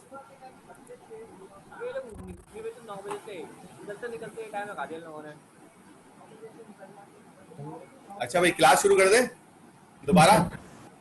ओके। तो अब हमने इस वर्ड एम्बेडिंग को इस्तेमाल कर लिया। वर्ड एम्बेडिंग का बेसिक पर्पस जो है, सबसे आसान पर्पस, ये आपको पता ही है कि आपको, आपके लिए जरूरी है कि आप जो है वो अपना डेटा है उसको नंबर में कन्वर्ट करना तो जरूरी है।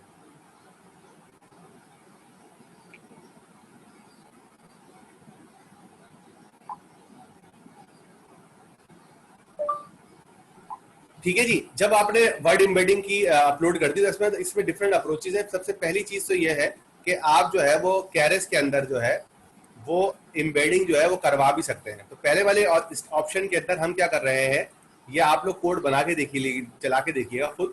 इसके अंदर हम जो है वो एम्बेडिंग करवा भी रहे हैं, यानी कि हमने क्या किया है कि पहले से एम्बेडिंग की भी यूज नहीं की, बल्कि हमने एम्बेडिंग को कराया है। तो इसमें सिर्फ ये किया हुआ है मैंने कि आपके पास मैंने जो है वो डेटा यूज कर लिया, IMDb का डेटा लोड कर लिया, उसको जो है वो मैंने सीक्वेंस में कन्वर्ट कर दिया, और सीक्वेंस में कन्वर्ट करने के बाद जो है, ये जो IMDb है, ये वही है ना IMDb वेबसाइट जहाँ मूवी होती है, मूवी हाँ डाटा? बिल्कुल बिल्कुल वही है। ठीक है, तो वो डेटा जो है वो मैंने उठा लिया है और उसको मैंने सीक्वेंस में कन्वर्ट किया और पैड सीक्वेंस कर दिया। अब मुझे कोई बता सकता है कि ये प्री प्रोसेसिंग सीक्वेंस और पैड सीक्वेंस से क्या हो रहा है? सर ये डेटा सीक्वेंस हो रहा है और उसके बाद हम पैड सीक्वेंस क्या होता है? क्या होता है सीक्वेंस? क्या होता है सर? एक लाइन के अंदर आ जाएगा और उसके बाद जो है ना तरतीब बार आ जाएगा, और हम उसको जो मैक्स लेंथ देंगे उस हिसाब से वो उतने वर्ड के बाद वो आगे का डेटा नहीं लेगा, और अगर डेटा कम होगा तो पीछे वो उसको डॉट डॉट कर देगा या जीरो कर देगा। इसमें तमाम पाकिस्तान के मुसलमानों को मैंने देखा है कि जैसे भी हो वो ज़्यादा मेहनत कर रहे होते हैं इबादत के लिहाज से, तो बच्चों को मतलब आधे सोए आधे जाके बच्चे नहीं होगा। हाँ, क्या कह रहे हैं? ये जो है जैसे स्लेटन काम करता था, जो 1 हॉट रिकॉर्डिंग की जो सीक्वेंसेस बनेंगी, ये उनकी सीक्वेंस बनाएगा मैक्स लेंथ जो हम उसको देंगे उस मैक्स लेंथ की। हाँ ठीक है, बिल्कुल सही। जो हमने मैक्स लेंथ बताई भी है उसके हिसाब से क्या करेगा, ये सीक्वेंस बताएगा, उनको पैड भी कर देगा। इसका मतलब है सबसे पहले क्या करेगा, ये वर्ड को नंबर में कन्वर्ट करेगा। नंबर में कन्वर्ट करने के बाद कौन से नंबर में, वेक्टर वाले नंबर है, वेक्टर वाले नंबर में कन्वर्ट करेगा। कन्वर्ट करने के बाद इसके अंदर जो मैक्सिमम लेंथ है जो हमने बताई हुई है उसके बाद वाले वर्ड छोड़ देगा। हमने मैक्सिमम लेंथ बताई हुई है 20, तो 20 वर्ड, शुरू के 20 वर्ड उठा लेगा और 20 वर्ड उठाने के बाद उनको नंबर में कन्वर्ट कर देगा। सही है। अगर कोई रिव्यू 20 वर्ड से कम होगा तो 0 ऐड कर देगा, और कोई रिव्यू 20 वर्ड से ज्यादा होगा तो शुरू के 20 वर्ड जो है वो उठा लेगा। सही है। तो इसने क्या किया, पैडिंग कैसे करेंगे इसमें? क्या कह रहा हूँ मैं, पैडिंग कैसे कर रहे हैं नंबर्स में? नंबर्स में पैडिंग ये कर रहे हैं कि नंबर की पैडिंग नहीं, ये पैड लग रहा है लेकिन नंबर की पैडिंग नहीं है, ये सीक्वेंस की पैडिंग है। मतलब एक नंबर जो एक रिव्यू के अंदर 10 टेक्स्ट है, एक रिव्यू के अंदर 10 वर्ड है, तो वो क्या करेगा, बाकी 10 जो है वो 0 से रिप्लेस कर देगा। सही है। और अगर एक रिव्यू के अंदर 30 वर्ड है तो वो शुरू के बीच उठा लेगा और बाकी छोड़ देगा। ये पैडिंग है। अच्छा ठीक है, सही है। बस उसके बाद की कहानी तो पुरानी वाली है। सिर्फ मैंने यहाँ पे क्या किया, नया चीज क्या, ये वाला। बाकी जो सारा का सारा काम है वो चैप्टर 3 से उठाया हुआ है। ये तो सब याद है, दीवानी। सही है ना। तो सिर्फ मैंने यहाँ पे नई चीज की। जब मैंने नई चीज की और सिर्फ 20 वर्ड के साथ मेरे पास 76 की एक्यूरेसी आ गई है। मुझे याद नहीं आ रहा कि वहां पर चैप्टर 3 में एक्यूरेसी कितनी आई थी। मेरे ख्याल से 67% आई थी। कोई किताब में जाके चेक कर ले। अच्छी आई थी। लेकिन यहाँ पे देखें हमारे पास वर्ड कितने, 20, जबकि हम वहां पे वर्ड ले रहे थे 10,000। तो सर ऐसा कैसे हुआ यार? उसकी वजह ये कि हम वर्ड एम्बेडिंग यूज कर रहे हैं, तो हमारे पास नंबर्स के अंदर एक सिग्निफिकेंट वैल्यू है। अब इसके अंदर हम आगे लेकर आते हैं। इसके अंदर कुछ इश्यूज भी लिखे हुए हैं। मिसाल के तौर पर this movie is a bomb और this movie is the bomb. ठीक है, दोनों के अंदर जो है वो नेगेटिव रिव्यू के तौर पर ही ले लेगा वो। तो यहाँ पर हमें हम इसकी जगह हम प्री ट्रेन्ड वर्ड एम्बेडिंग लेकर आ रहे हैं। प्री ट्रेन्ड वर्ड एम्बेडिंग जो है वो हमारे पास दो ऑप्शंस हैं। एक तो है word to vector developed by Tom Mikolov at Google. ठीक है, जो अभी हम जिसकी हम ये यहाँ पे कहानी देख भी रहे हैं। और दूसरा क्या है हमारे पास, ये जीलोव है जो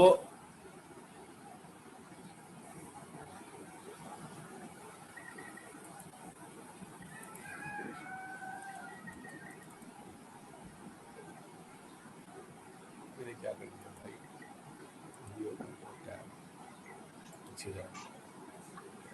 अरे यार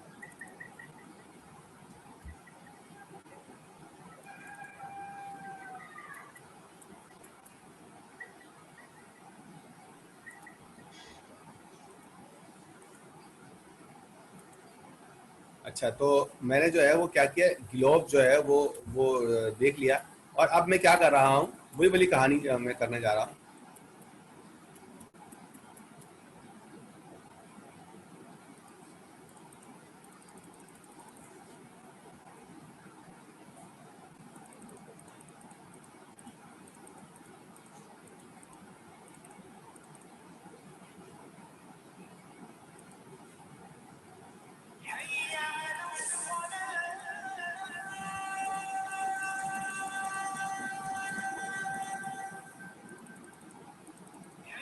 सर ये जितनी भी कोडिंग होती है, अगर हम किसी से प्रोजेक्ट लेके यहाँ पे ये कोडिंग कॉपी पेस्ट कर देते हैं तो कॉपीराइट तो नहीं आ जाएगा सर?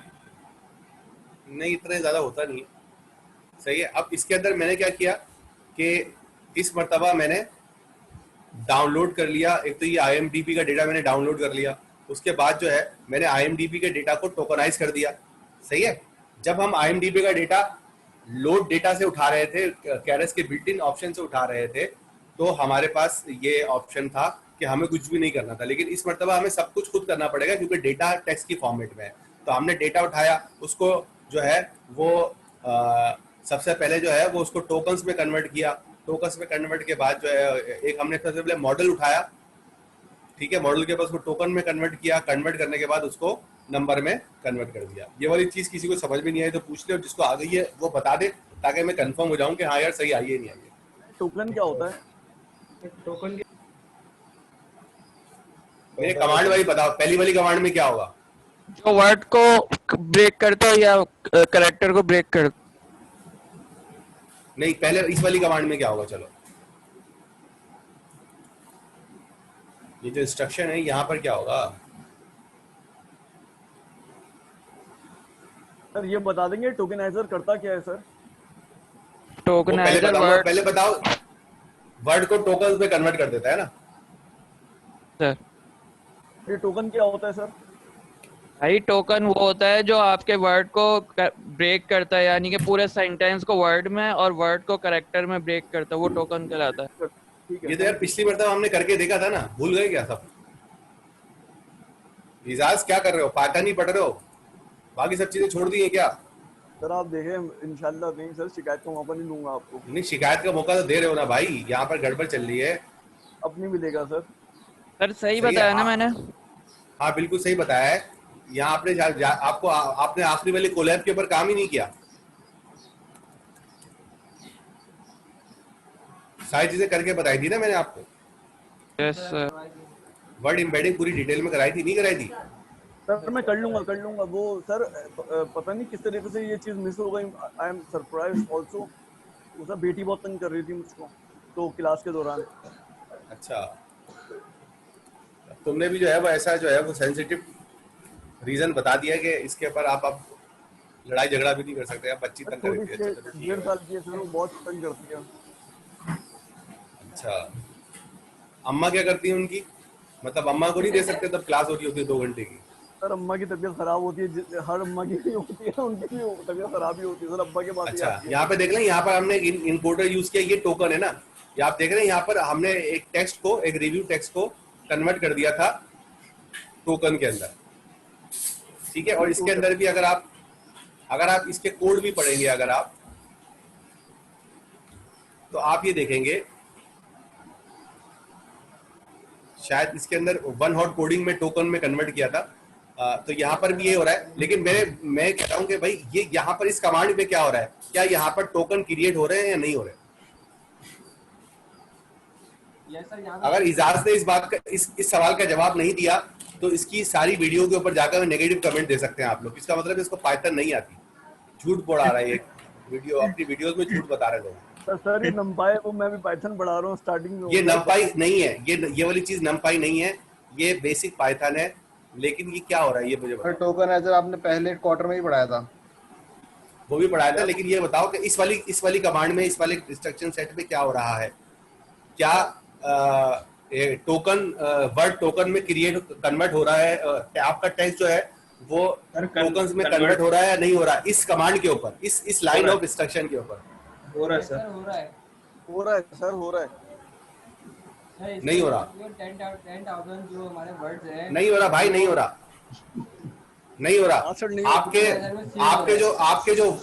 आपके जो वर्ड है, आपके जो टेक्स्ट है वो टोकन में इस वाली लाइन पे कन्वर्ट हो रहा है। सर पहले वाली इस वाली लाइन में क्या हो रहा है फिर? सर पहले वाली लाइन में सेव हो रहा है सर, नहीं टोकनाइजर के अंदर सेव हो रहा है सर। हम इसको टोकनाइजर के वर्ड बता रहे हैं कि कितने वर्ड हैं जिनको जो है ना। नहीं, ये आप लोग पाइथन के हिसाब से जवाब नहीं दे रहे हो। हिंट ये है कि ऑब्जेक्ट ओरिएंटेड प्रोग्रामिंग याद करो। जैसे ऑब्जेक्ट सेट करते हैं वैसे यहाँ पर वो वर्ड सेट हो रहा है। हाँ, वर्ड क्या होता है भाई? ऑब्जेक्ट ओरिएंटेड प्रोग्रामिंग में तो सर सिर्फ क्लासेस बताया था हमको। हाँ तो मैं सिर्फ क्लासेस की बात कर रहा हूँ। और इसमें क्या होता है? क्लासेस होते हैं, उसमें इंस्टेंसेस होती हैं, बिहेवियर होते हैं, एट्रीब्यूट्स होते हैं। हाँ सर ये एट्रीब्यूट हो रहा है। टोकनाइजर मैं बताऊं एट्रीब्यूट नहीं बेटा, ये ऑब्जेक्ट, एक नया ऑब्जेक्ट क्रिएट होगा टोकनाइजर के नाम से। ये टोकनाइजर जो है ये क्लास का नाम है। यस सर, ये ऑब्जेक्ट इसके अंदर जो है वो मैंने बताया नंबर ऑफ वर्ड जो होंगे इसके, ये वही अभी जो आपने बताया था इंस्टांस के, हम जो है इस क्लास का इंस्टांस बना रहे हैं इस ऑब्जेक्ट के नाम से। तो ये आप देख लें, ये वेरिएबल है और ये जो है ये क्लास का नाम है। ये देखें टी बड़ा है और यहाँ पे टी छोटा है। तो मैंने क्या किया, एक ऑब्जेक्ट क्रिएट किया है साहब इस कमांड के अंदर। ऑब्जेक्ट क्रिएट किया, इस ऑब्जेक्ट के अंदर, क्योंकि ये ऑब्जेक्ट ओरिएंटेड प्रोग्रामिंग है, इस ऑब्जेक्ट के अंदर एक फंक्शन है, उसका नाम है फिट ऑन टेक्स्ट। ठीक है, तो फिट ऑन टेक्स्ट के अंदर क्या करेगा कि ये आपके टेक्स्ट को टोकन्स में तोड़ देगा।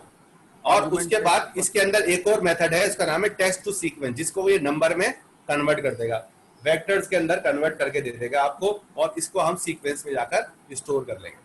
तो थैंक यू सर, लेकिन सर आप ये बता दें सर को इजाज जो है फेल हो गए सर, पाइथन के मैंने अंदर जाके फेल हो गए, सर क्लासेस और बताया ना बाकी कि बाकी लोगों के भी जो बाकी लोगों के भी जो है ना वो भी फेल हो गए।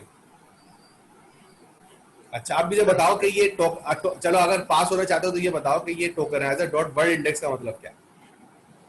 सर मैं बताता हूँ, ये हम ना ये एट्रीब्यूट पास कर रहे हैं वर्ड इंडेक्स के अंदर, ये dot word underscore index sir, ये एट्रीब्यूट है हमारा। पहले तो इजाज को 10 नंबर देने पड़ेंगे कि इसने ये पकड़ लिया कि ये एट्रीब्यूट है, ये फंक्शन नहीं है, इसी बात के जो है वो 10 नंबर सर आती है ना पाइथन, ऐसी बात नहीं है ना सर, सब मेहनत कर रहा है बच्चा। आपने चार में से एक सवाल का जवाब आधा सही दिया है तो 100 में से 10 मार्क्स आ गए आपको पाइथन के। सर अगली क्लास में सर ज्यादा लूंगा। अच्छा ठीक है। अच्छा तो आप बाकी लोग कोई बता सकता है कि टोकनाइजर और वर्ड इंडेक्स के अंदर होगा क्या? ये तो सही है, वर्ड ये एट्रीब्यूट है, लेकिन इसके अंदर होगा क्या? सर इसके अंदर जो है ये वर्ड जो हमारे टोकनाइजर हमने बनाया है, ये एक नया वेरिएबल क्रिएट कर रहा है वर्ड इंडेक्स का, उसके अंदर जो टोकनाइजर जो हमने बनाया था पहले वो इसके अंदर सेव कर रहे हैं वर्ड इंडेक्स। हाँ, टोकन सेव है इसके अंदर, टोकन जो है वो सेव है अल्फाबेटिक और उस ऑर्डर में जिस ऑर्डर के अंदर हम उसको मिलते गए वो सेव करता रहा, तो वो डेटा जो है वो इसके अंदर वर्ड का जो डेटा है वो इसके अंदर सेव है। याद रखना ये वर्ड इंडेक्स है। हाँ, एक और इंडेक्स भी इस्तेमाल होगी अभी यहाँ पर, ठीक है जी। अच्छा, अब यहाँ पर हमारे पास देखो सीक्वेंस नंबर मिल गए थे, हमने टेक्स्ट को नंबर में कन्वर्ट कर लिया था, लेकिन यहाँ पर पैड सीक्वेंस के अंदर आपका जो डेटा है वो सीक्वेंस का डेटा वो पैड हो रहा है। पैड का मतलब है कि वो अगर बड़ा हो या छोटा हो, अब वो कितने साइज का हो जाएगा? 20 का हो जाएगा। सही है, आगे चले। अच्छा, अब ये मुझे बताओ एनपीआर लेबल्स, ये लेबल्स क्या है? तो उसके लेबल्स है सर, जो हमने अपने लेबल देने वर्ड्स के। कहाँ से आए, कहाँ लिखे हुए हैं, कुछ आइडिया है? सर हम एनपी अरे से दे रहे हैं ना सर।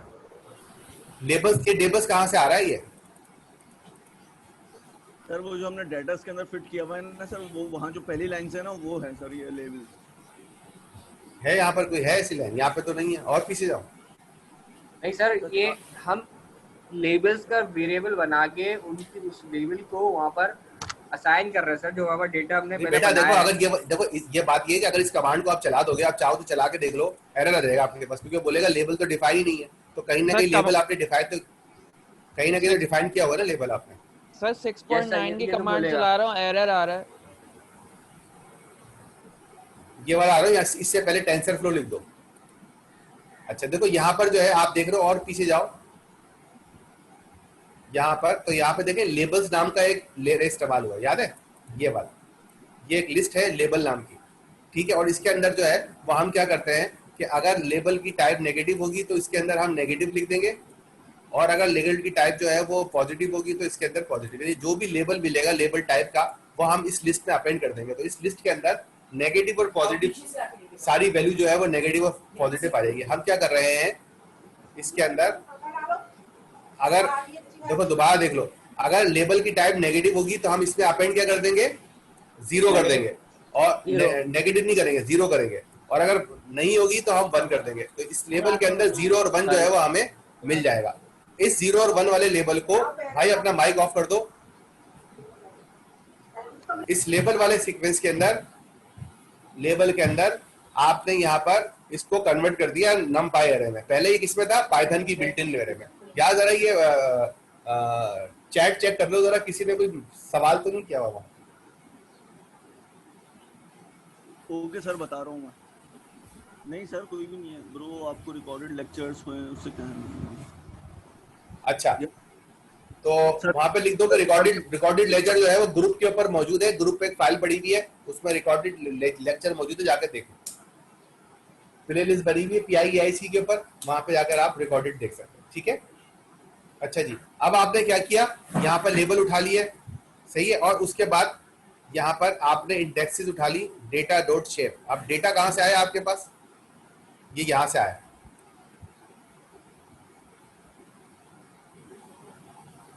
सही है। अब हमने क्या किया कि डेटा उठा, उसकी यहाँ ये जो डेटा है उसकी इंडेक्सेस उठा ली हमने। ये वाली कमांड समझ में आ रही है आप लोगों को? ये बेसिक पाइथन की नमपाई वाली है, लेकिन मुझे बताओ इस पर क्या होगा?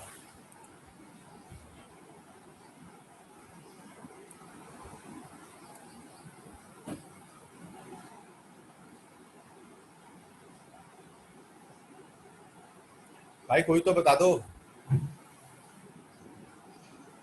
डेटा को उनके इंडेक्सेस के तौर पे अरेंज करेगा। ये इंडेक्सेस में क्या होगा, क्या स्टोर होगा? मुझे बताओ कोई डेटा के शेप अभी NP आपने कहा ना कि जो लेबल से जो वैल्यूज उठाएगा, लेबल में जो इंडेक्सेस होंगे अबे ये डेटा के से उठा हिसाब के से लाना। अरेंज करेगा। देखो ए रेंज का, NP का ए रेंज का फंक्शन क्या करता है?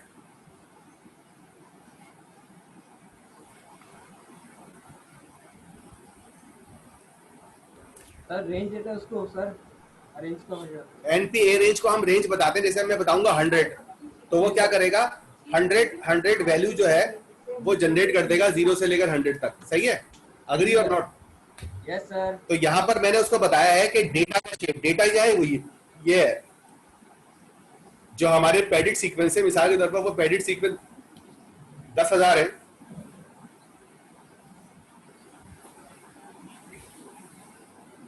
तो वो एक और नया एरे बना देगा जिसके अंदर 0, 1, 2, 3 से लेकर 10,000 तक वैल्यूज होगी। सही है? उस वैल्यूज को मैंने शफल कर दिया।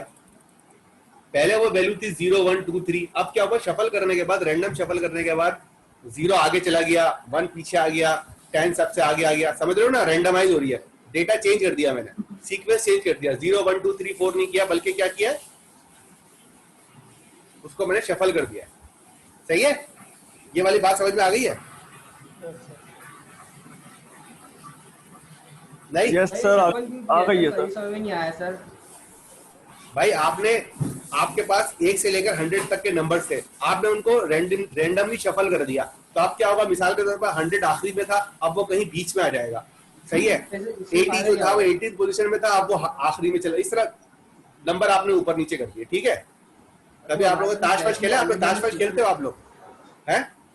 जी जी खेलते सर, ताश खेले। तो आप वो कहते हो ना, वो फेंटी लगाते हो, तो उससे क्या होता है, शफल कर रहे होते हो ना असल में आप।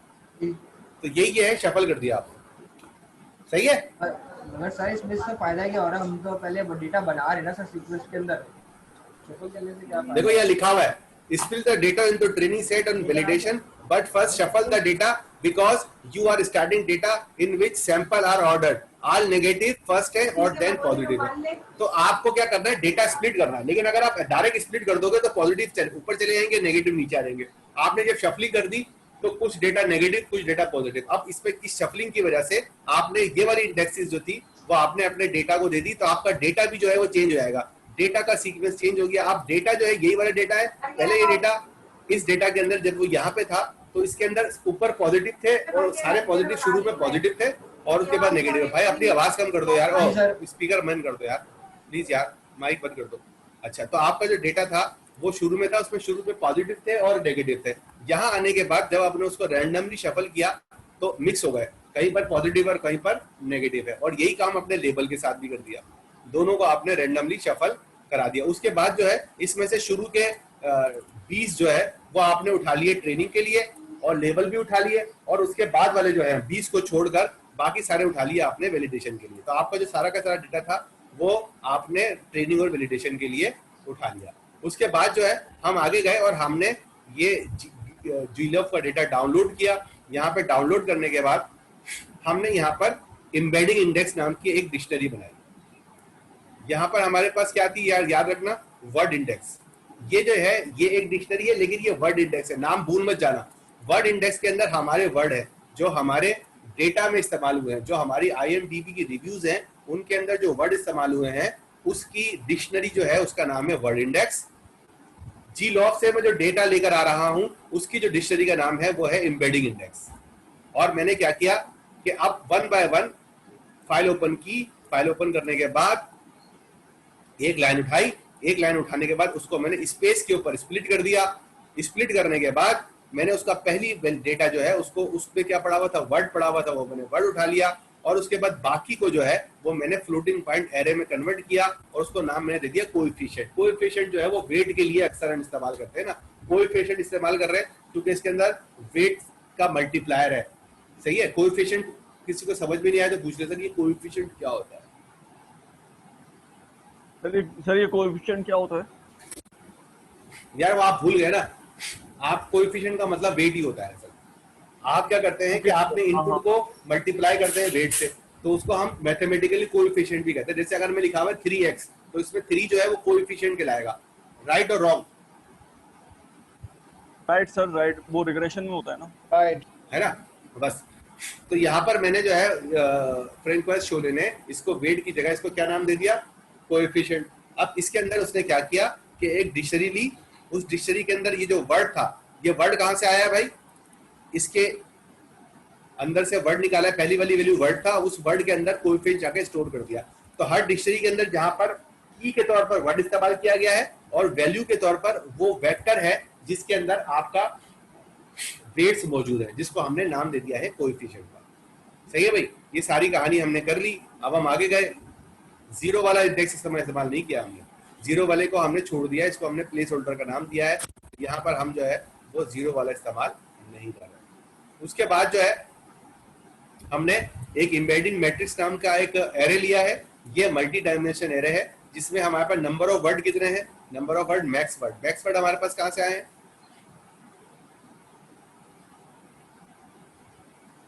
जो हमने कहीं ना कहीं डिफाइन किए थे। देख लो जाकर, मैं जाके देख लूँ। ये तो मैक्स वर्ड मैंने 10,000 बोले हैं, तो ये 10,000 जो है वो मैक्स वर्ड है। तो मैंने यहाँ पर मैक्स वर्ड इस्तेमाल किए हुए हैं। मैक्स वर्ड है कितने? मेरे पास 10,000 वर्ड है और एम्बेडिंग डायमेंशन है। मेरी एम्बेडिंग डायमेंशन है, मैंने यहाँ पर रखी हुई है 100। तो 10,000 बाय 100 का एक मैट्रिक्स बन जाएगा NP0 के साथ। उसमें हर जगह क्या पड़े हुए हैं? जीरो पड़े हुए हैं। उसके बाद मैंने क्या किया? उसके बाद मैंने वर्ड इंडेक्स उठाई, वर्ड इंडेक्स के आइटम उठाए। आइटम के अंदर वर्ड और उसका नंबर मौजूद है। ठीक है। अब मैंने देखा कि यार अगर आई जो है वो जो है वो मैक्स वर्ड से छोटा है। मेरे मैक्स वर्ड कितने हैं? 10,000। 10,000 से कम है वो वाला वर्ड, तो मैं जो है वो वर्ड में उठा लूंगा और एम्बेडिंग में जाके ढूंढूंगा उसको। एम्बेडिंग के अंदर एम्बेडिंग इंडेक्स जो है वो मेरी एक डिक्शनरी है, उसके अंदर में से जाकर मैं क्या ढूंढूंगा? वर्ड जाकर ढूंढ लूंगा। जब मैं वर्ड जाकर ढूंढूंगा तो उसकी वैल्यू मिल जाएगी। उस वैल्यू को सबसे पहले मतलब उस वर्ड को मैं चेक करूंगा क्या वो वर्ड जो है वो मिला है या नहीं मिला। यहाँ पर याद रखना, ये वर्ड मैंने कहां से उठाया है? वर्ड इंडेक्स में से। मैंने एक वर्ड वर्ड इंडेक्स में से उठाया और वर्ड इंडेक्स उठाने के बाद उसको जाकर ढूंढा अपनी एम्बेडिंग इंडेक्स में। अगर वो वर्ड मिल गया तो मैंने अपने एम्बेडिंग मैट्रिक्स के अंदर जाकर जो उसका जो एम्बेडिंग वेक्टर था, यानी वो जो मेरे पास वेट थे, वो वेट मैंने एम्बेडिंग मैट्रिक्स में लाकर स्टोर कर दिया। और अगर नहीं मिला तो वैसे ही छोड़ दिए। इसका मतलब ये हुआ कि अगर कोई वर्ड मेरे पास एम्बेडिंग इंडेक्स में नहीं मिलेगा तो वो उसके अंदर सारी की सारी जो वेक्टर होगा उसमें जीरो मौजूद होगा, और जो मिल जाएगा उसके अंदर वो डेटा मौजूद होगा जो मैं गिलोफ की एम्बेडिंग में से उठा के लेकर आया हूँ। कोई सवाल यहाँ पर हो जाए तो मजा आ जाए यार। आपने पढ़ाया इतना अच्छा, क्या सवाल कर रहे हैं? बेटा समझ में नहीं आया तुम लोगों को बता दूं, फिर भी आप रमजान है, आगे आपकी मर्जी है। अच्छा, तो यहाँ पर आ गए। अब हमने यहाँ पर क्या किया? कुछ भी नहीं किया। हमने जो है वो पूरी की पूरी जैसी कहानी थी, वो पुरानी वाली कहानी वो वाली बनाई है। हमने एक एम्बेडिंग लेयर लगाई है। जब हम ये एम्बेडिंग लेयर लगाएंगे तो हमारे पास ये इस एम्बेडिंग लेयर के अंदर वेट आ जाएंगे। वेट कौन से होंगे? मैक्स वर्ड कितने होंगे? 10,000। डायमेंशन कितनी होगी? 100। और इनपुट की लेंथ कितनी होगी? Max length. मैक्स लेंथ कहाँ पड़ा हुआ भाई? मैक्स लेंथ कहाँ इनिशियलाइज किया? ऊपर किया था 6.9। ये आ गया सर 1000 है। हाँ, ये मैक्स लेंथ है 100। तो हमारे पास जो है वो मैक्स लेंथ 100 की 10,000 वर्ड के मैक्स वर्ड के अंदर एम्बेडिंग डायमेंशन 200 और लेंथ जो है वो हमारे पास कितनी होगी? यहाँ पर 100 होगी। सही है। तो ये हमारे पास इस स्टाइल के हमारे पास एक एम्बेडिंग बन जाएगी। उसके बाद वही हमने फ्लैटिंग किया और ये कहानी शुरू होगी। यहाँ पर हम एक काम करेंगे जो सबसे इंपॉर्टेंट है कि मैंने जो लेयर 0 है, लेयर 0 कौन सी है? मेरी एम्बेडिंग की लेयर है। एम्बेडिंग के लेयर के जाकर चुपके से जाकर जो है वो वेट चेंज कर देंगे। यहाँ पर मैं सेट वेट की का जो फंक्शन इस्तेमाल कर रहा हूँ, इसके अंदर जो एम्बेडिंग मैट्रिक्स है ये वो इसके अंदर वो वाले वेट है जो अभी आपने गिलोफ से जो है उठाए हैं। तो गिलॉफ से मैंने जो है यहाँ पर जो है वो वर्ड जो है वो जो वेट उठाए थे मैंने जाकर यहाँ पर वो वेट रिप्लेस कर दिया और मैंने कहा इसकी ट्रेनिंग मत करो। तो अब क्या होगा कि जब मैं इस अपने मॉडल को ट्रेन करने के लिए चलाऊंगा तो ये ट्रेन करता रहेगा, लेकिन ये एम्बेडिंग वाली लेयर को ट्रेन नहीं करूंगा। अगर मैं ये दो काम नहीं करूंगा तो पुराना वाला 76 वाली कहानी दोबारा हो जाएगी, 76% एक्यूरेसी आ जाएगी। लेकिन मैंने इसमें चालाकी क्या की कि मैंने यहाँ पर एम्बेडिंग जो है वो चेंज कर दी। तो मेरे पास यहाँ पर अच्छी परफॉर्मेंस आनी चाहिए, लेकिन अच्छी परफॉर्मेंस यहाँ पर नहीं आ रही। उसकी वजह यह है कि आपका जो लॉस है वो अभी भी ज्यादा है, आपकी ट्रेनिंग एक्यूरेसी 100 हो गई है, लेकिन वैलिडेशन एक्यूरेसी जो है वो और कम हो गई है, 55 हो गई है। क्यों 55 हो गई है? सर अगर कि हम जो है इसमें हमारे पास हमने जो ट्रेनिंग सैंपल है वो बहुत ही कम इस्तेमाल किए। हमने ट्रेनिंग सैंपल कितने इस्तेमाल किए? सिर्फ 100 किए। ट्रेनिंग सैंपल क्या है? 100 किए। अगर मैं ट्रेनिंग सैंपल बढ़ा दूंगा, आप लोग ट्राई कीजिएगा, ट्रेनिंग सैंपल बढ़ाकर चला के देखिएगा, ट्रेनिंग सैंपल बढ़ाने से आपकी एक्यूरेसी बढ़ जाएगी। सर मैक्सिमम ट्रेनिंग सैंपल्स कितने बढ़ा सकते हैं? कितने इसमें कितने ट्रेनिंग सैंपल रिव्यूज है ना हमारे पास? 10,000 रिव्यूज, 10,000 कर दो। 10,000 कर सकते। सर अगर ग्लव्स के डेटे के अंदर हम ग्लव्स के जो वर्ड एम्बेडिंग का डेटा है, हमारे जो डेटा है उसके वर्ड उसके साथ ज़्यादातर अगर मैच ना हो तो फिर तो हमारे डेटे की एक्यूरेसी कम आएगी मॉडल की। जी बिल्कुल, बड़ा अच्छा आपने बड़ा अच्छा पॉइंट रेज किया है कि भाई अगर मैं जो हूँ वो कोई ऐसा अपना डेटा, मेरे पास जो डेटा है वो ऐसा है जो जिसके वर्ड जो है वो नहीं मिलेंगे तो बिल्कुल एक्यूरेसी आएगी। लेकिन हम जो है वो गिलॉफ के अंदर ये प्री ट्रेन डेटा जो है ना बड़ा जगह पर्पज होता है, इसमें बहुत सारी डॉक्यूमेंट को प्रोसेस करके बनाया गया होता है, तो इस बात के चांसेस है कि आपका डेटा जो है वो मिल जाए, बहुत ज्यादा चांसेस है। लेकिन हो सकता है कि जैसे मैंने अभी बताया था लीगल, अगर आप लीगल डॉक्यूमेंट का डेटा जो है उसको देंगे तो आपका गिलॉफ का वाला फंक्शन आपको लो एक्यूरेसी देगा, क्योंकि लीगल बहुत सारी चीजें इसमें यूज नहीं हो रही, इससे ज्यादा साइंटिफिक चीजें इसमें ज्यादा यूज नहीं हो रही, तो इसमें आकर आप फंस सकते हैं। जनरल इंग्लिश के ऊपर ये चलेगा, ठीक है भाई। तो अब आपने जो है वो हमने इसको विदाउट प्री ट्रेंड हमने चलाया था, तो हमारी एक्यूरेसी थी। क्या मतलब जनरल इंग्लिश के ऊपर चलेगा? भाई एक तो होती है ना एक पर्टिकुलर लेवल की इंग्लिश होती है ना, जैसे आप हमारी इंग्लिश के अंदर जो हम जब इंग्लिश बोल रहे होते हैं तो उसमें ट्रेनिंग का मतलब क्या होता है? ये सर डेटा को ट्रेन करवाना, डेटा को ट्रेन करना। लेकिन जनरल इंग्लिश में ट्रेनिंग का मतलब जो है वो डिफरेंट है, लर्निंग का मतलब डिफरेंट है, डेटा से लर्निंग नहीं है, ये हमारी टर्म है। तो हम जो इस्तेमाल कर रहे हैं डेटा साइंस में ये डिफरेंट इंग्लिश है, जनरल इंग्लिश नहीं है ये। ओके ओके गॉट इट, ठीक है। तो अब यहाँ पर ये मुझे बता रहे हैं, इसने दोबारा जो है वो बगैर ट्रेन का इस्तेमाल किया, तो इसने बताया कि भाई इसके अंदर मुझे जो है वो कम एक्यूरेसी मिल रही थी, यहाँ पर एक्यूरेसी जो है यहाँ पर कम है, लेकिन अगर मैं बगैर ट्रेन के चलाऊंगा प्री ट्रेन के तो मेरी एक्यूरेसी और खराब हो जाएगी, ये जो 50 पे आ जाएगी।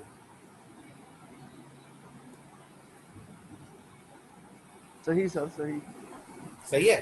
तो अगर आपके पास सिर्फ 200 वर्ड का डेटा हो और 200 टेक्स्ट हो, आपके पास रिव्यू सिर्फ 200 के ऊपर ट्रेनिंग कराएंगे, तो आपने देखा 200 कराने में आपकी जो नॉर्मल एक्यूरेसी थी डेटा की वो काफी लो हो गई, लेकिन प्री ट्रेन डेटा से फिर भी अच्छी है। प्री ट्रेन डेटा के अंदर आप देखें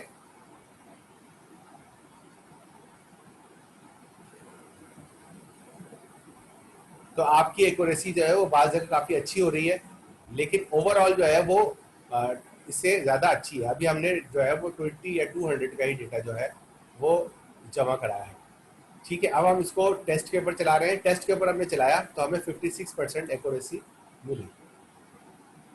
200 ट्रेनिंग सेट के ऊपर हमने 50% एक्यूरेसी हासिल कर ली,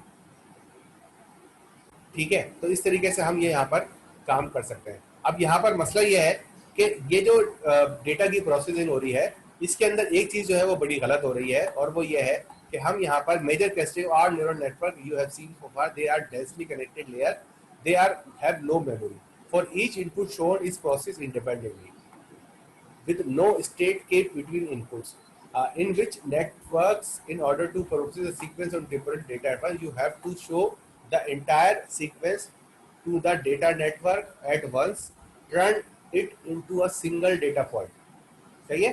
तो यहाँ पर हम क्या कर रहे हैं कि हम जो है जब न्यूरल नेटवर्क में डेटा करते हैं तो हमारा हर वर्ड को नंबर में कन्वर्ट करने के बाद इंडिपेंडेंटली प्रोसेस कर रहे होते हैं, उसका आपस में कोई ताल्लुक नहीं होता, रिलेशनशिप नहीं होता।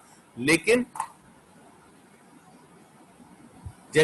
असल मसला है, जैसे आप अभी ये चीज पढ़ रहे हैं, आप इसके अंदर हर वर्ड को वर्ड पढ़ रहे हैं, पुराना वाला वर्ड अगले वाले वर्ड की मीनिंग में हेल्प कर रहा है। मिसाल के तौर पर कीपिंग मेमोरी, ये इसके अंदर मेमोरीज के अंदर कीपिंग का लफ्ज आपके शुरू में लगा हुआ है, तो इससे आपको हेल्प मिल रही है ये समझने में कि ये क्या बोल रहा है। अगर मैं इसमें से कीपिंग हटा दूंगा तो आपको लिखो wild memories of what came before, ये वर्ड में आपको सही से समझ में नहीं आएगा। ठीक है, तो मैंने क्या किया, कीपिंग की मदद से ये चीज समझी कि मेमोरी से वो क्या मतलब ले रहा है। This giving you a fluid represent of meaning conveyed with the sentence. Biological intelligence process जो है वो मेंटेनिंग इंटरनल मॉडल, यानी कि जब आप कुछ भी लर्न कर रहे होते हो, क्या कर रहे होते हो, जब आप कुछ लर्न कर रहे होते हो तो पिछला डेटा यूज कर रहे होते हो अगले डेटा को लर्न करने के लिए, खुसूसन सीक्वेंस के अंदर। ये वाली बात समझ में आ रही है? जी सर। ठीक है ना, यानी कि आप जो है वो आपको डिफेंस जाना है गुलशन से, तो जब आपको डिफेंस जाना होगा गुलशन से तो सबसे पहले आप लर्न करोगे कि आप डिफेंस के लिए कौन सा रास्ता चूज करोगे। सबसे पहले आप चूज करोगे रास्ता, मिसाल के तौर पर शारा फैसल, मिसाल के तौर पर सदर, मिसाल के तौर पर मेरियट, ये इन तीन रास्तों को आप पहले लर्न करोगे और इन रास्तों की मदद से आप डिफेंस पहुंचोगे। तो जब भी आपको जहन में डिफेंस आएगा, आपके जहन में शारा फैसल या सदर या मेट्रोपोल होटल खुद ही आ जाएगा आपके पास। क्यों? क्योंकि आप इसकी मदद से डिफेंस जा रहे हो, तो आपको पिछली इंफॉर्मेशन अगली इंफॉर्मेशन के लिए हेल्पफुल हो सकती है। और यहाँ पर हमारे पास एक नया नेटवर्क आ गया है न्यूरल का, वो है रिकरेंट नेटवर्क। रिकरेंट नेटवर्क जो है वो सेम प्रिंसिपल पे काम करता है, और वो क्या करता है कि जब भी एक आउटपुट को प्रोड्यूस करता है, जैसे एक वर्ड है मेरा, यहाँ पर हम ले लेते हैं कौन सा सेंटेंस ले, the state of RNA is reset between the processing of two frequent dependent sequence. ठीक है, तो यहाँ पर क्या हो रहा है कि आपका जब भी नया वर्ड है, मिसाल के तौर पर बिटवीन है, बिटवीन जो है वो अपना आउटपुट तो देगा। बिटवीन जो है, जब हम बिटवीन को मल्टीप्लाई करेंगे वेट से और उसके ऊपर एक्टिवेशन फंक्शन अप्लाई करेंगे, तो हमें एक जो आउटपुट मिलेगा वो आउटपुट हम इस्तेमाल करेंगे आउटपुट के तौर पर। लेकिन रिकरेंट न्यूरल नेटवर्क में वो वाला आउटपुट ना सिर्फ आउटपुट के लिए इस्तेमाल होगा बल्कि दूसरे वाले इनपुट के लिए भी इस्तेमाल होगा। यहाँ पर अगर आप चाहें तो ये तस्वीर देखकर समझ सकते हैं कि किस तरीके से हमने अपने डेटा को, जो हमारा आउटपुट था, उसको हमने एक इनपुट की हेल्प के लिए भी इस्तेमाल किया है। तो हर जगह हम पुराने वाले आउटपुट को इनपुट की हेल्प के लिए भी इस्तेमाल कर रहे हैं। ठीक है जी, यहाँ तक कोई सवाल करना है तो आप कर लें। मतलब एक लूप के तौर पे चले गई। क्या कह रहे हैं? एक लूप की तरह चले गई। हाँ, ये लूप की तरह चलेगा। जब ये पिछले, अगर एक वर्ड को प्रोसेस कर रहा होगा तो उसके पिछले वाले वर्ड का जो आउटपुट आया है, आपको पता है ना? नहीं पता, याद नहीं होगा आपको, लेकिन आपको पता है कि एक वर्ड है इनपुट, उसको हमने नंबर में कन्वर्ट किया, उसको हमने वेट से मल्टीप्लाई किया, वेट से मल्टीप्लाई किया बाद उसके ऊपर एक्टिवेशन फंक्शन अप्लाई किया। अब हमने जब एक्टिवेशन फंक्शन अप्लाई कर दिया तो हमारे पास एक प्रिडिक्टेड वैल्यू आ गई। उस प्रिडिक्टेड वैल्यू को हमने मैच किया अपने आउटपुट के साथ। जब वो आउटपुट के साथ मैच हो गया तो हमने डिफरेंस निकाला, उस डिफरेंस को हमने नाम दिया है अपने लॉस का। ठीक है, अगर डिफरेंस ज्यादा होगा तो लॉस ज्यादा होगा, डिफरेंस कम होगा तो लॉस कम होगा। ठीक है, तो ये वाला जो डेटा था, जो मेरा एक्टिवेशन फंक्शन निकालने के बाद जो डेटा था, उसको भी मैं अगले वाले वर्ड में, जब मैं नेक्स्ट वर्ड पे गया तो मैंने ना सिर्फ पिछला वाला इस वाले वर्ड के लिए ये सारा काम किया, बल्कि जो पुराने वाला वेट था वो भी इसके साथ मैंने मल्टीप्लाई कर दिया या प्लस कर दिया। ठीक है, तो इसका मतलब ये हुआ कि यहाँ पर दो वेट मल्टीप्लाई हो रहे हैं। स्टेप नंबर 2 के अंदर जो तस्वीर नजर आ रही है, उसके अंदर स्टेप नंबर 2 के अंदर एक ही जो है वो आउटपुट के लिए हम जो है वो W मल्टीप्लाई कर रहे हैं इनपुट ऑफ I से और U मल्टीप्लाई कर रहे हैं स्टेट ऑफ T से। इसको हम आसान अल्फाज में समझ सकते हैं कि आपके पास इनपुट एक है लेकिन आप उसको 2 दफा मल्टीप्लाई कर रहे हो, एक दफा आपने करंट वेट से और एक दफा पुराने वाले वेट से, और दोनों को मल्टीप्लाई करके फिर जो है उसके ऊपर एक्टिवेशन फंक्शन अप्लाई करके फिर जो है वो उसका आउटपुट निकाल रहे हो। तो इस तरह करने से आपके लॉस के कम होने के चांसेस ज्यादा हो जाएंगे और ज्यादा होने के चांसेस कम हो जाएंगे, और आप जो है वो लॉस जो है वो ज्यादा अच्छे तरीके से प्रोसेस कर सकोगे। ठीक है, समझ में आ रही है बात? बिल्कुल सर। Yes sir. तो यहीं पर हम अपनी क्लास को रोक रहे हैं।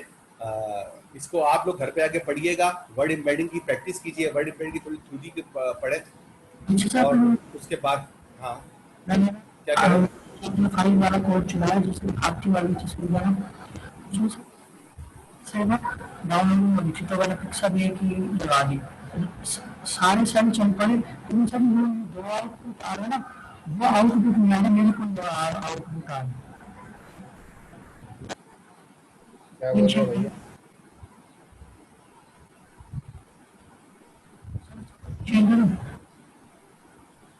मुझे आपकी आवाज सही से नहीं आ रही। आवाज में मसला है दोस्त, आपकी माइक जरा प्रॉपर उसका जो कोड था दोस्त चैट पे लिख दो। सर मेरे 2 क्वेश्चन है सर। नंबर 1 ये है कि मैंने जब क्लॉक वाला डेटा इस पे चलाया तो इसकी एक्यूरेसी में जो है ना इशू आ रहा था, ये 1 से स्टार्ट होकर 1 पे ख़त्म हो गई थी।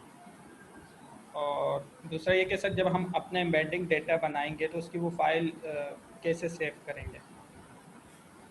एम्बेडिंग डेटा की जो फाइल है वो आप सेव कर देंगे इसमें। जब आप एम्बेडिंग बनाएंगे तो इसमें एम्बेडिंग का जो सेव है, मेरे ख्याल से सेव वेट का जो है वो इसमें फंक्शन है आपके पास, मॉडल डॉट सेव वेट कर देंगे आप, तो आपका सेव हो जाएगा। सर नहीं, लास्ट टाइम आपने जो वो दिखाया था, जो इन्फो के फीचर्स लेके हमने जो है ना ये फाइल आपने 2 बना के उन्हें सेव किया था, तो सर मैं ये बुक वाले कोड पे सेव करने की कोशिश कर रहा था, वो उस तरीके से सेव हो नहीं रही थी। तो आपने कोड शेयर कर दो ना, हम देख लेंगे आप कोड में कहाँ गलती कर रहे हो। पोस्ट कर दो अपने कोड के प्रॉब्लम, ठीक है? आपका आवाज आ रही है सर? सर स्क्रीन शेयर कर दूं? ये सर क्या कह रहे हो? मुझे आवाज नहीं आ रही तुम्हारी। आवाज आ रही है सर? हाँ थोड़ी थोड़ी आ रही है, बोलो बोलो, कोशिश करो। मैं कह रहा हूँ मेरा स्क्रीन शेयर करूँ सर, मैं आउटपुट दिखाना पड़ता है। 2 लोग हैं स्क्रीन शेयर करने वाले ना, 2 ही लोग हैं ना जो स्क्रीन शेयर करना चाहते हैं? यस। अच्छा, और दोनों का चलो शेयर करो स्क्रीन। अच्छा मैं अपनी स्क्रीन स्टॉप करता हूँ, अब आप शेयर कर सकते हो। चलो अब आप शेयर करो।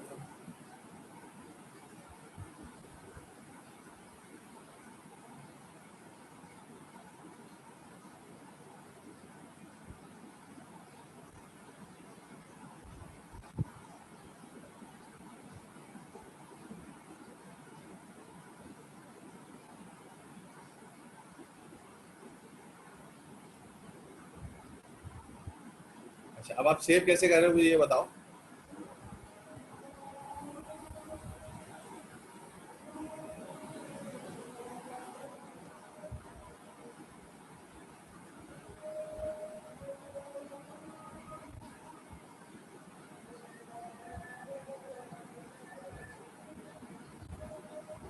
उस वाली कमांड को हाईलाइट करो, सिलेक्ट करो जहां पर आप सेव करो।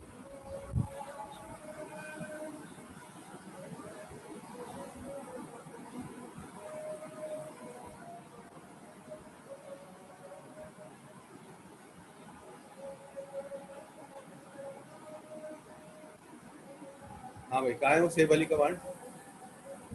फाइल डॉट डाउनलोड, ये कहाँ से आ गई फाइल डॉट डाउनलोड? ये मैंने कब बताई थी आपको? ये तो नहीं बताई थी।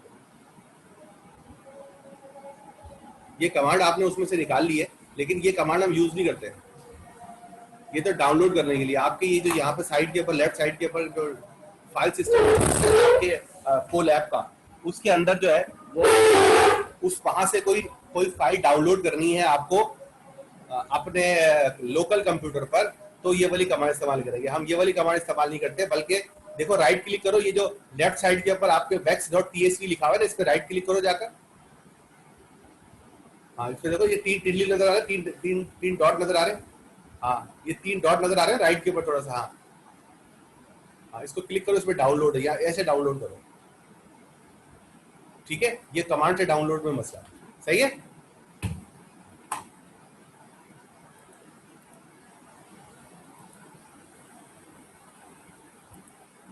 अच्छा दूसरा कौन अपनी स्क्रीन शेयर करना चाह रहा था?